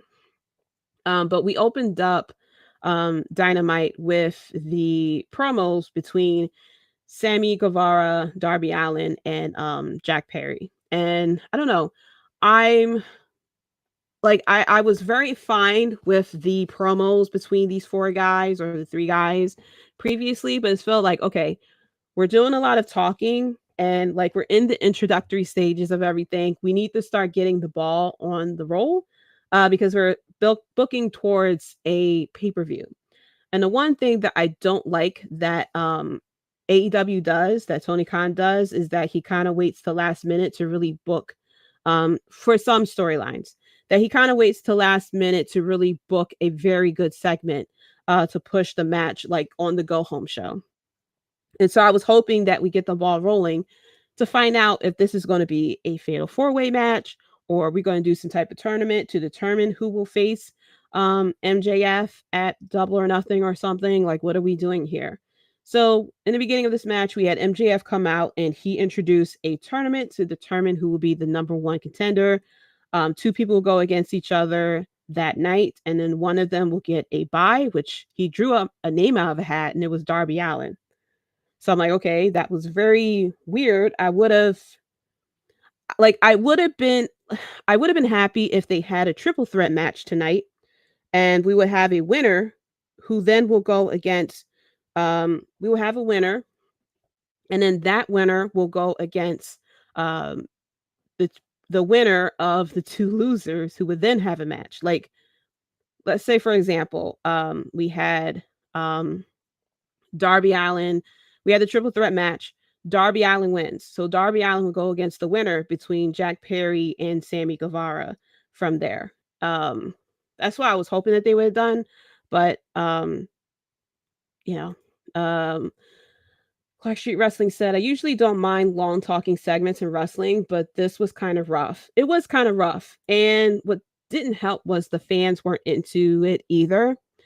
And I think like that's because they weren't like hitting it out of the park with the shots and stuff like that, like they did when MJF was in the ring. So I don't know if that was because MJF was in the ring and it was pretty much just like MJF is in the ring, so I'm going to like go at it at all costs as far as taking the shots and stuff like that. Or if they like kind of held back because they like took the biggest shots that they could during that segment, and they really didn't know how to come back with something afterwards, So it was a bit rough, and the crowd didn't help out either. So that's why I was kind of hoping that they would start like getting into the match building and stuff like that. So I was fine with them announcing that night, we have Sammy Guevara going against Jack Perry. The winner of that match is going to go against Darby Allin, I think next week or something like that. And then that winner will go against MJF for Double or Nothing. So I was like, okay, finally, we are working towards the championship match. And then we had a backstage segment with MJF and Sammy Guevara, where MJF told Sammy that, I'll give you a blank check and stuff like that. And Sammy said you could buy me France or something. And then MJF was like, he said, I'll put you in the match with me at Double or Nothing, and all you gotta do is lay down. And then they kind of like made a deal. And so later on, we had I believe I didn't catch the main event that good. But I saw that Sammy Guevara won, and I believe it was to the count out because MJF had interfered. And then afterwards, MJF and Sammy Guevara kind of like celebrated and stuff like that. And it was just like, what is going on here? Like, I don't know what's going on with this type of booking. So it's like, okay, are we just throwing in this wrench and this will eventually become a fatal 4-way match or something? Because that's what I'm assuming is still happening. I'm assuming that this is turning into a fatal 4-way match. I'm sure Tony Khan is going to turn this into like a 4 pillars match or something. He's gonna come up with something creative here. It's going to turn into like a 4 pillars match with these 4. I think that would be a lot more entertaining to have the fatal 4-way match than to have a 1-on-1 match with MJF. Because you can still, whoever is going to win this match, whoever is going to be champion, you can still book it just as fun with the fatal 4-way match. And it'll really show the skills of the 4 guys. Because people just like said, okay, like MJF just got props for his wrestling skills because of his match with Bryan Danielson. And Sammy Guevara, he has Sammy Guevara and Darby Allin is there too. But as far as like AEW pillars, like we need all 4 of them to be in a match so they can show us why they are called the 4 pillars. And, to kind of show people too who don't know that they are called the 4 pillars as to why they are who they are. Why are they being presented like this in AEW? So that's what I'm hoping. I'm hoping that we would get a four pillars match with these guys and that they could show us like really what's going on. I think that'll be a very exciting um match for Double or Nothing, because this match really has to be strong because this is potentially the main event because MJF is champion. So I'm hoping this is a fatal four-way match. Throw a ladder in there or something like that, because these guys will go crazy. Okay, Sammy, especially Sammy and Darby Allin, they'll do some crazy spots, and not for them to go completely crazy. But I feel as though to show us why are they the four pillars. So going back to some more recaps of AEW, we had Powerhouse Hobbs, who lost the title against Wardlow. And I'm sad about it because I was very happy that Hobbs won the title. I didn't really like his booking too much because then it became more about QT Marshall, and Powerhouse Hobbs was just like in the background instead of this being like the spot for Powerhouse Hobbs. And now that Powerhouse Hobbs lost the title, I'm hoping this means that Powerhouse Hobbs will now like back away from QT Marshall. Because we've seen the TNT title get bounced around. I mean, that thing gets passed around like 24/7 championship at sometimes. I'm hoping that Powerhouse Hobbs get booked strongly like Samoa Joe was when he was champ. Even Wardlow at a certain point too, when he was TNT champion, or especially Darby Allin when he was TNT champion. I know like ever since Brody Lee lost the title, well, not lose the title, ever since the title was taken, ever since Brody Lee had passed, I should say, the TNT title hasn't been the same. And so I just wish that it would be taken a little bit more seriously and booked as strong. I was fine when Cody had it and he was doing the open challenges and stuff like that, even though it was against people that he could beat very easily. But I just wish that the title was booked very strongly. Poor Powerhouse is a damn shame too. It is, because I had a lot of hope for them. But the moment that I saw that he was pretty much sidekick to QT Marshall and everything was about QT Marshall and the QT TV and stuff, I was like, damn it. Should we just drop the ball on that one? Miro was the last legit champ. Yeah, I forgot. See, I forgot about Miro because Miro has been gone for so long. Yes, the Redeemer. I loved him when he was the TNT champion. He was talking about his hot wife and stuff like that. That was good. Like, I wish that we had kept that energy with the TNT championship, like book that bad boy like you are booking this AEW title. Like so far, every AEW title holder has held the belt for 6 months or more. We don't need the TNT title to be held for like 6 months or something like that. Like some people just need to hold it for a month. Okay. But I wish that it was booked like to be taken seriously. I mean, look at Gunther with the IC title. Look at Austin Theory with the US title. Like, I wish that they would book that title a little bit more seriously and give it more prestige. But we'll see what happens with Powerhouse Hobbs. We also have AEW's little babyface couple. I'm not sure, but I'm not 100% sure, but I'm very sure that Adam Cole and Britt Baker, outside of Cody Rhodes and Brandy, like I know that they were, but I think this is AEW's legit couple here. Like they really get. This might be bad, but I don't know. I don't know how to feel about Adam Cole and Britt Baker being the on-screen couple, especially the segment that we had on this past Dynamite. I don't know how to feel about it.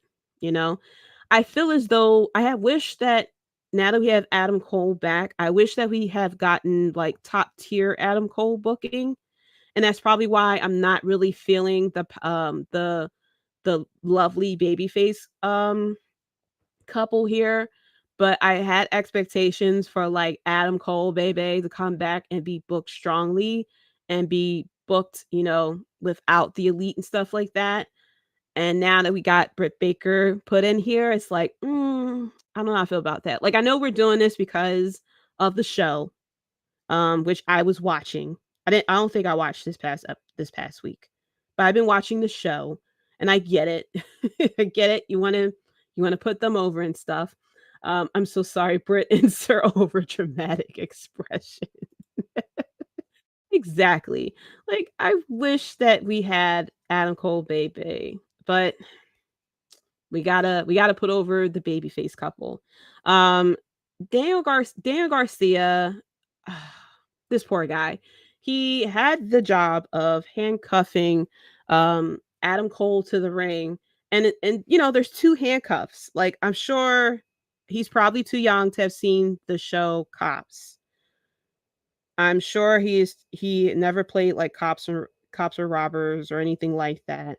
Or he's not on that level of dating in his life. But there's two handcuffs, you can't cuff him to the rope or something. And pull Britt Baker a little bit further away.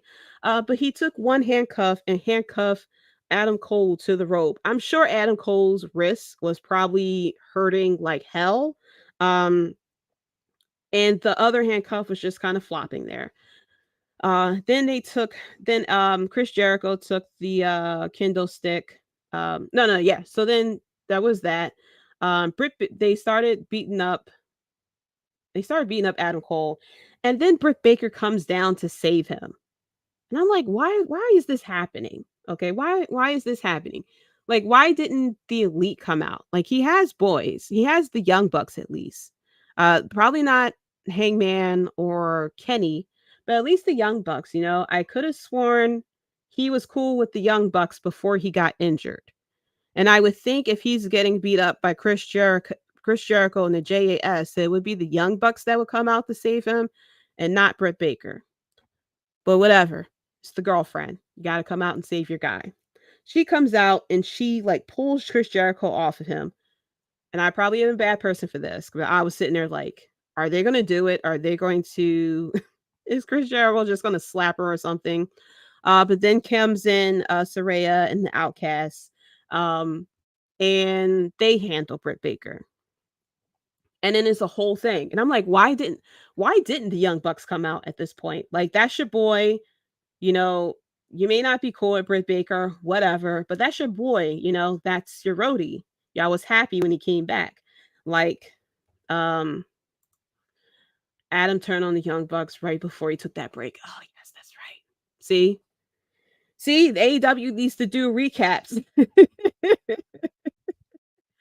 AEW needs to do recaps. Okay, yeah, he turned on the Young Bucks before he left. So that's why the Young Bucks didn't come out. Yes, so all he had, I guess, was Britt Baker to save him. But Adam Cole should have Adam Cole should know. I mean, you've been in wrestling for a long time. You should know wrestling 101. If someone has a faction and you're going against them, 9 times out of 10, said faction is going. He was in a faction. He was in a bunch of factions. First of all, he was in the undisputed. He was on the undisputed elite, and the what was the AEW version called? I forgot. Damn, I forgot. I was about to say the undisputed elite. I don't think that was their name, but it was Undisputed Era. And I know as soon as I find out what their name was in AEW, I'm like, oh yeah, where's the parrot? No, that was Red Dragon. He had a faction AEW too. And so Adam Cole, of all people, should know if you're going against someone who has a faction, Undisputed Elite. Yeah, it was Undisputed Elite. Okay. I wasn't 100% sure on the Undisputed part. But yeah, we had Undisputed Era, Undisputed Elite. And yeah, AEW Undisputed Elite. And then Moneymaker Chris said that was it. Yeah. So Adam Cole, of all people, should know if you're going against someone who's in a faction, if you go to attack that person or anything, or even talk to that person, said faction is going to jump you from behind. So Adam Cole should have had some backups. I don't know, ask Action Andretti or something. Like, he is ready to jump in the ring with Chris Jericho. You could have had someone. He didn't have anyone. Girlfriend shows up. So, we get back to Saraya comes in and the Outcast. They beat her up and stuff like that. And that's when they handcuff Adam Cole and they make her watch it and stuff. And I'm like, oh my gosh, this is like, I feel like I'm watching like a soap opera or something like that. And then they take out the kendo stick, and Adam Cole was like, do it, hit me. I'm like, okay, Joker, Heath Ledger, hit me. And then of course he looks over at Saraya, he hands her the kendo stick, and then they hit her with it, and he goes, no, let her go, let her go. And I don't know, I felt, I really shouldn't say this, but I felt a bit cringy with that. So he was like, let her go, don't do it, Britt, no. And it was just like, oh my gosh, yes, Clark Street Wrestling. It was a bad CW teen drama. It was straight up Degrassi, yo. If you never seen Degrassi, look it up. Drake used to be on there. I knew Drake from Degrassi before he became Drake. I don't know if that explains like how old I am or something, but I knew Drake from that show. It was just like cringe, and I'm like, oh man, like I get why we're doing the power couple, but I wish we didn't have to go this route. I wish we didn't have to go this route. But it is what it is because they have the show that they got to promote. And because they're being shown on the show as boyfriend and girlfriend, Adam Cole is called Austin by Britt Baker and stuff, that we had to bring them on actual TV and stuff. But I don't know. The story is missing the emotion. I think too, yeah, it is missing emotion because when Adam Cole was sitting there saying stop, leave her alone and all this stuff, like I know like I should feel his pain because that is his actual girlfriend, but it wasn't coming across to me or anything. It really read like a soap opera. But I don't know. I think it's because we've seen Adam Cole like, booked so great, and with the Undisputed Era and Undisputed Elite and stuff like that, and the promo that everybody keeps putting on Twitter of him cutting that promo against Karrion Kross of the "you can't lace my boots" and stuff like that. Like I have that Adam Cole in my head, and like seeing this guy, like it really gave me John Cena and Nikki Bella vibes. That's what them two give me. Um, it seems so forced with that segment. It did. Like, I don't know, like, I'm sure I've seen them two as regular people on his stream, and they seem like a very lovely couple. But I feel as though I think what it is, it's Adam Cole and Britt Baker, and those two characters coming together is very awkward. Because with that, I feel as though like you're kind of blurring it. Because we had Britt Baker, like the heel Britt Baker who can cut the promos and stuff like that. Even though she was like kind of a face too recently, with them going against the Outcasts. And then we have Adam Cole and stuff like that. And now that they're not only just faces, but now they're a couple and they have to be like in love against a lot of people. That's probably very awkward. And I can understand that. I can understand like me and the Hubs, like we're very cool people. We're a very lovely couple, but we don't do PDA or anything like that. And I think that's probably what it is with them two, because it has to be put out there. It's just like you're kind of awkward because it's just like, okay, there's like millions of people watching us right now. We got to be like, you got to like play a part and stuff like that. So they can't really be themselves because they still have to be Britt Baker and Adam Cole.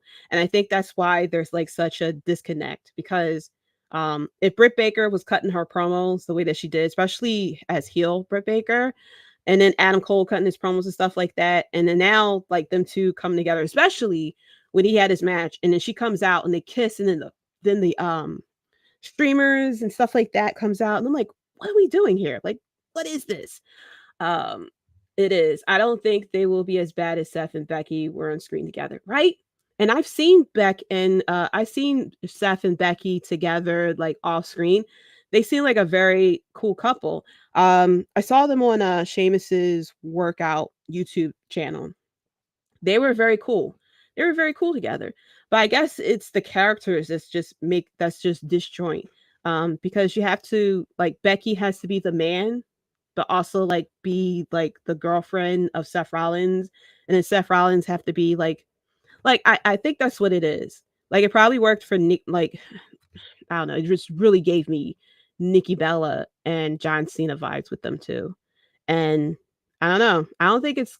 I don't think for me it's gonna work because it's two people who are very good at being like tweeners or heels, and now you're making them into like your baby face power couple, which doesn't really come across that well sometimes. It's probably very awkward for them.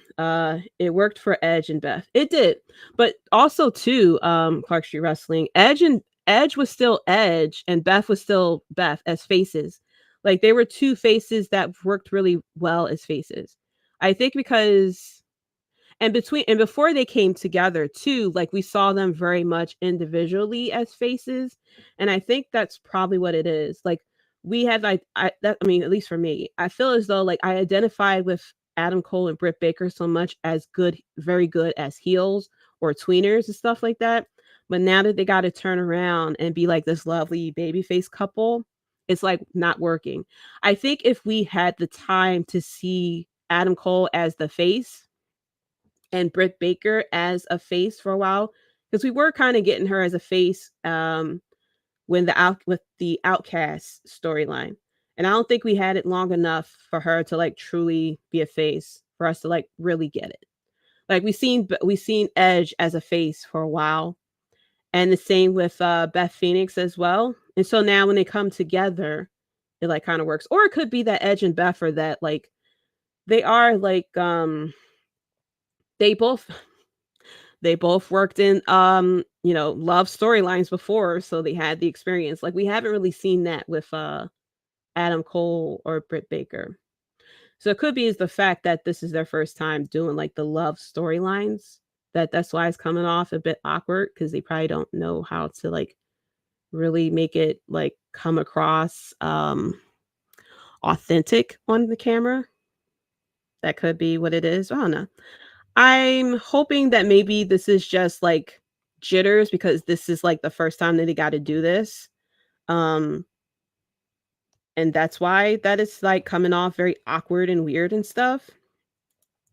Um maybe as time goes on it'll get a little bit better. But yeah. Yeah, it worked very well for Edge and Beth. Like they seemed yeah, that's a legit powerhouse couple. They're married and stuff like that, and their relationship between each other is very genuine and authentic. That it's not just like it's Edge and Beth. It's not Edge outside Edge and Beth outside Beth, and then now they got to come together under it. But that they made it seem that they made it work seamlessly. I don't know. I'm hoping that it gets a little better. Also, we had the segment with the Young Bucks and Blackpool Combat Club. First of all, I love Bryan Danielson as a heel. I'll keep on saying this. He's given us the word amateur, which now we all say that is the word of 2023, and that's amateur. He comes on the screen and he calls the Young Bucks amateurs.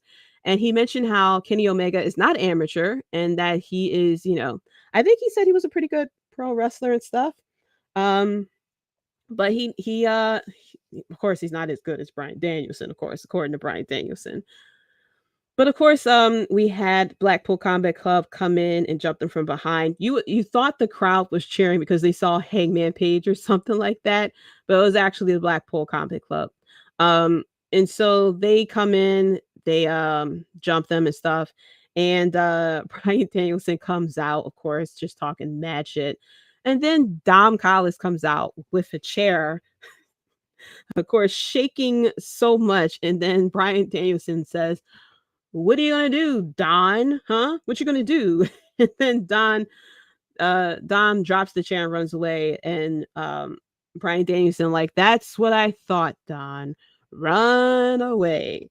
Run away." Like, I would love to see give me a whole hour of Bryan Danielson cutting these heel promos against people. I think it would be the best thing ever. But But yeah, of course, the Young Bucks are getting beat up and stuff like that. Kenny Omega was being held down by the Blackpool Combat Club. And like I said, I was in the chat with Top Rope Wrestling Talk during Dynamite, and I said I will forever cheer for Wheeler Yuta because he is from Philly, so I always cheer for him. I want a shirt. I want a shirt with all caps saying amateur. I will not be surprised if AEW does not have that shirt already. Like, come on, Tony. What are we doing? If Tony Khan is listening to this, please release that t-shirt that says amateur in all caps. Preferably with Bryan Danielson holding the mic and pointing at you. Please make that design.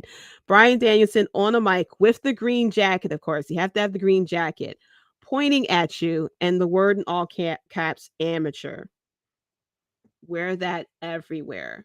Okay. Wear that shirt everywhere. I will love to see that happen. But then we had Don Callis comes in with Konosuke Takesha coming out, and he helped out Kenny Omega.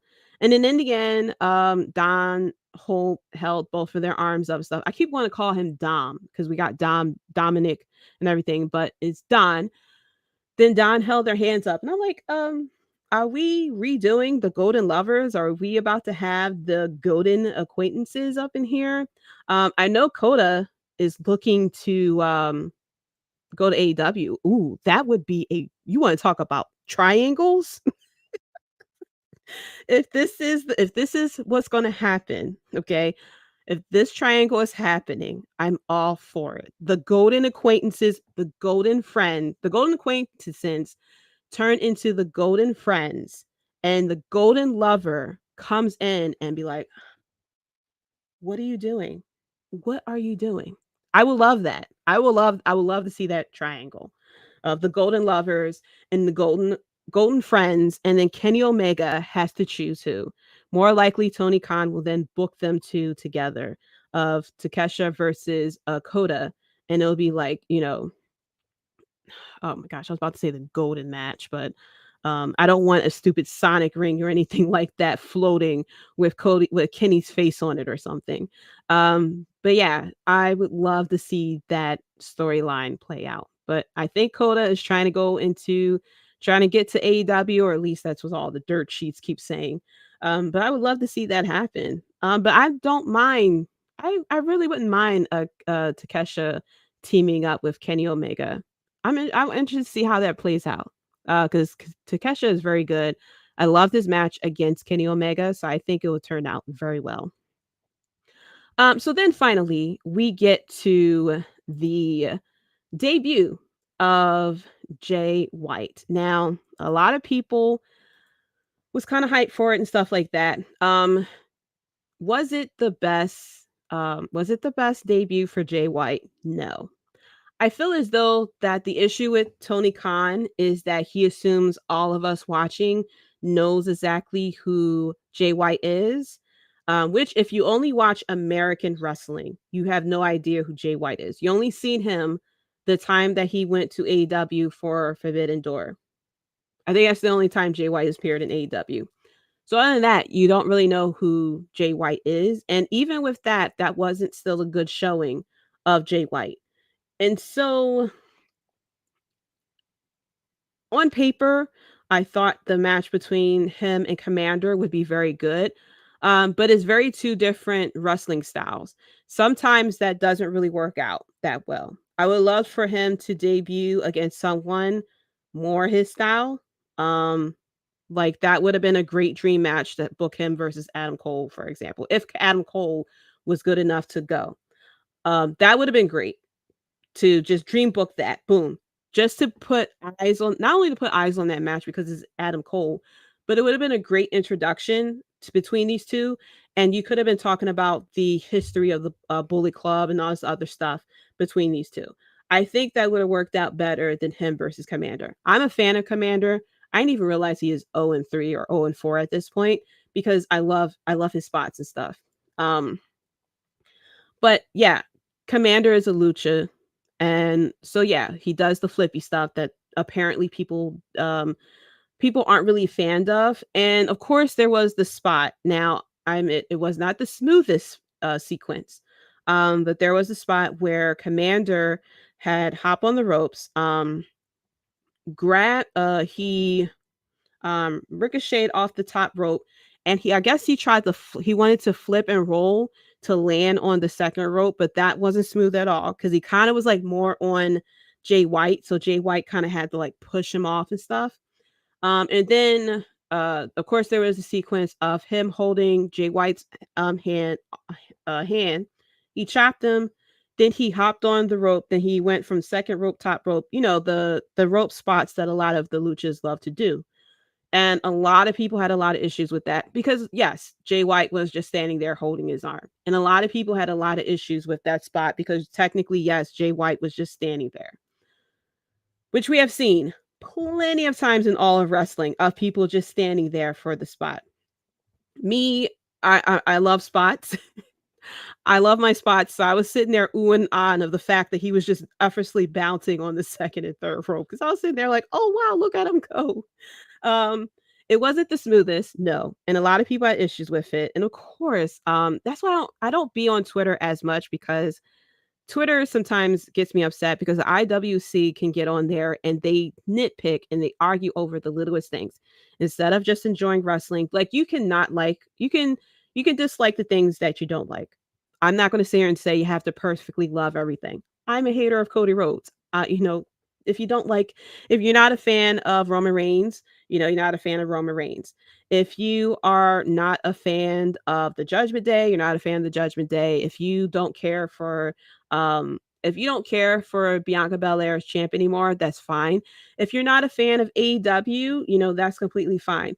It's just people being hypocrites and is saying like they don't like this because of this whole like tribism thing that's going on, that they feel as though because they watched one company that they have to, like anything that happens in the other company is completely bad. But if it happens in the company that they like, then they'll love it all again. If Commander was in WWE and he did that same spot, they would have loved it. Oh my gosh, this was the greatest thing ever. Did you see what he did? Oh my gosh, I can't wait for him to go against Rey Mysterio. That's the thing that I don't like. So it turned into this whole debate of this as far as they had an issue with the spot because Jay White was kind of standing there. And I'm like, if you do pay attention, whenever someone does the spot of the suicide dive or the dive over the rope, like onto 20 people, you do realize the 20 people are legit standing there looking up, waiting for the person to do the spot. So yes, technically it is a dance. Someone does have to kind of stand there. There was a spot in WWE where Top Dollar kind of was holding someone's arm and he climbed up on the top rope and he stood there and he did this and stuff like that for a nice minute while the person was technically just holding him up there. I think it was against Mustafa Ali. There were, of course, coming from a Undertaker fan, because this got brought up, Undertaker's old school. Someone, I think it was Joey Janela actually, that brought up what's the difference between what he did and Undertaker old school. Then people was like, oh, that this was better. And they started breaking down, like, it's still the same thing. It's still someone holding the other person up while they do the move. Undertaker actually holds the person's hand. It's not like he just hops onto the top rope. He slowly climbs the ropes 1 foot at a time, and then he crosses the ropes. And depending on the pop of the crowd, he may stand on that top rope for a little bit longer, and then he'll jump off and hit the person. There are plenty of times that we've seen people climb up to top of the cages and we see the person down below doing the Mortal Kombat stun wiggle, looking up to make sure that they're in the right spot. Yes, of course. And then there's people who like says, what Commander does is a lot of things that they do in Lucha Libre, which is kind of true. If you ever watch Triple Mania, I watched a little bit of Lucha Underground. I should get back to watching that again. But if you watch any of the stuff that a lot of luchas do, it is about the spots. And yes, there will be people holding them up. There'll be people helping them with the spots and stuff like that. It's all about the spots and their entertainment sometimes when it comes to the matches. And it is what it is. Like, 9 times out of 10, if we really get realistic, you can kick out of a surprise roll up. And we've seen plenty of people sit there and wiggle the legs, stuff like that, of a pin that they could easily kicked out of. Or the times that we see people roll into one pin and then roll into the other pin and then they get the win from that. So I feel as though people looked at this like so deeply that just enjoy wrestling, just enjoy the fact I was popping for the fact that he was jumping from the second and third rope perfectly, you know? And it's like, I've really come to realize, like, a lot of people are complaining a lot of things that's going on today. And it's like, there is no way that you guys were watching the Attitude Era back then, because there was a lot of silliness that was going on during the Attitude Era. It was a lot of spots, a lot of things that was happening during the Attitude Era. I mean, like, hell, um, what was their names? With Blue Meanie and his group back in the day, with the I was about to say the Clown Posse or something like that. I forgot their names, but it had the big guy and they would sit there and wave their arms and stuff like that. Like, there was a lot of groups and stuff like that, and a lot of things that happened, especially in wrestling matches that happened that, people would probably just have such an issue with. Wrestling Twitter annoys me too. It annoys me, and that's why I'm not on Twitter as much as I used to, because the Twitter, I don't know why, I've been muting people. I've been muting accounts that just like does nothing but complains and like finds nothing good to say. I've been muting those people. But for some reason, Twitter keeps posting people who either retweeted that said person or pretty much says what that said person is. So I don't know what's going on with the Twitter algorithm. But I'll see people arguing about the littlest thing. And it's like, there is so much wrestling companies in the world. Just turn it off, just turn it off. Moneymaker Chris says, I mute people too. I love my handful of people I could talk wrestling with. Same here. I like talking to people. And if you don't like it, it's not like, oh, I don't like it because this, that, and the third. But if it's in WWE or AEW, like, you're completely cool with it. Like, if you don't like it, you can either just say, like, it's just not my cup of tea and I'm fine with it. But it's just the whole, like, bashing it just to bash it, I should say. Like, the people I talk to and stuff like that, when they have issues with things, they have legit reasons, and they're not like just flying off the handles and just be like, completely being unfair about stuff. Like, they have a legit reason, they'll discuss it and stuff like that. And it's like, I see what you mean by that. Like, I admit, like, WWE and AEW are not perfect. I like both companies. I had watched Impact from time to time. Impact isn't actually my cup of tea. There's some things I like about Impact, but Impact just doesn't do for me long term. NWA was pretty good. I had loved the fact that it's like very studio and stuff like that. But for me, sometimes I love crowd reaction.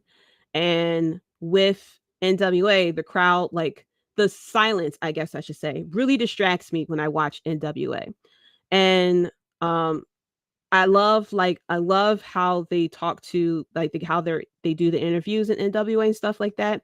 And I love the studio audience thing. But it's just like, I love hearing the crowd pop for things or like react to stuff. So that's what I had always liked. I gotten back into Impact recently, said Moneymaker Chris. Yeah. And it's like, whatever works for you. I had watched GCW. I didn't like GCW at all. And there's people who love GCW, and there's no problem with it. For me, I just didn't like it. It wasn't really my cup of tea. But I'm not going to sit here and, like, I'm not going to hate watch it, I guess I should say. I don't like it when people hate watch things, because, like, it's a waste of time, but yeah, but I don't get the issue that I wasn't the smoothest. The spot with Commander and Jay White wasn't the smoothest.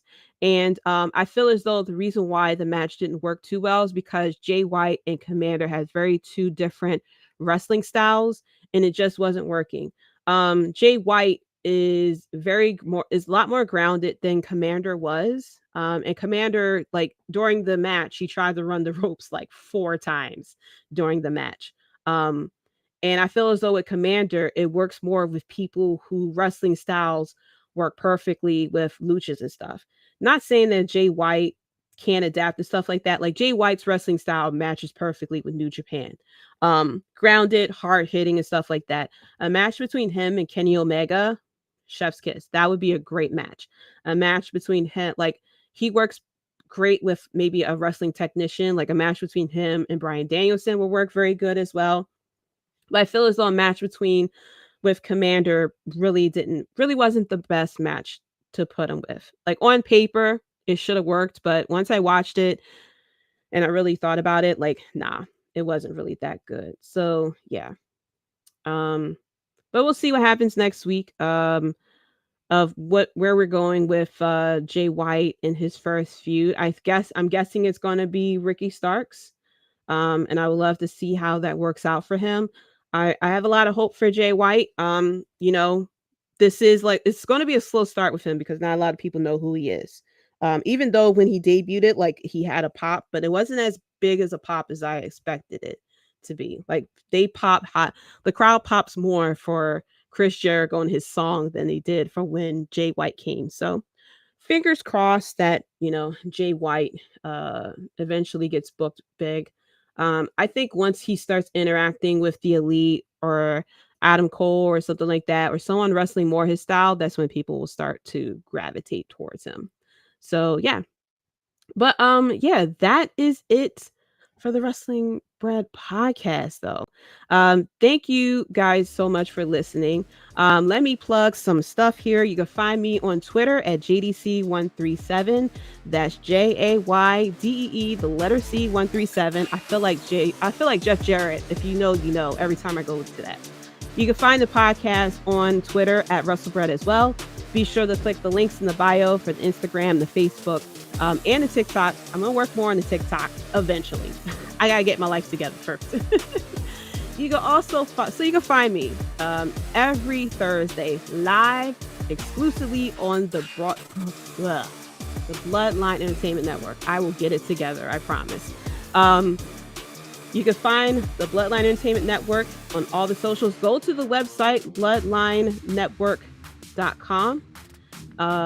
And you can get all the information. There's a lot of great articles out there that is beyond the wrestling podcast, stuff like that. Like I said, it goes more into the sports. So they talk about UFC, baseball, NBA, and everything like that. More to just wrestling. There are a lot of great articles out there by great writers that breaks down power rankings and everything like that. So be sure to check out the website there. There's also, if you think this podcast was amazing, there's a lot of other podcasts out there that's amazing too. Clark Street Wrestling Podcast, Top Rope Wrestling Talk Podcast, Circle of Debate, The Tim King Show, the Universal Wrestling Podcast, Cage My IQ. We also have Out of There as well. If you're into, that's more about Phillies baseball, but they do cover baseball as well. But there's a lot of podcasts out there. Be sure to check out everything over there. Be sure to put the ones in the chat and always acknowledge us. Great show tonight. Thank you so much for tuning in, not only to Moneymaker Chris, but to everyone who is watching as well. Thank you so much for listening, guys. And until next time, guys, peace. You're listening to the Wrestlebread podcast.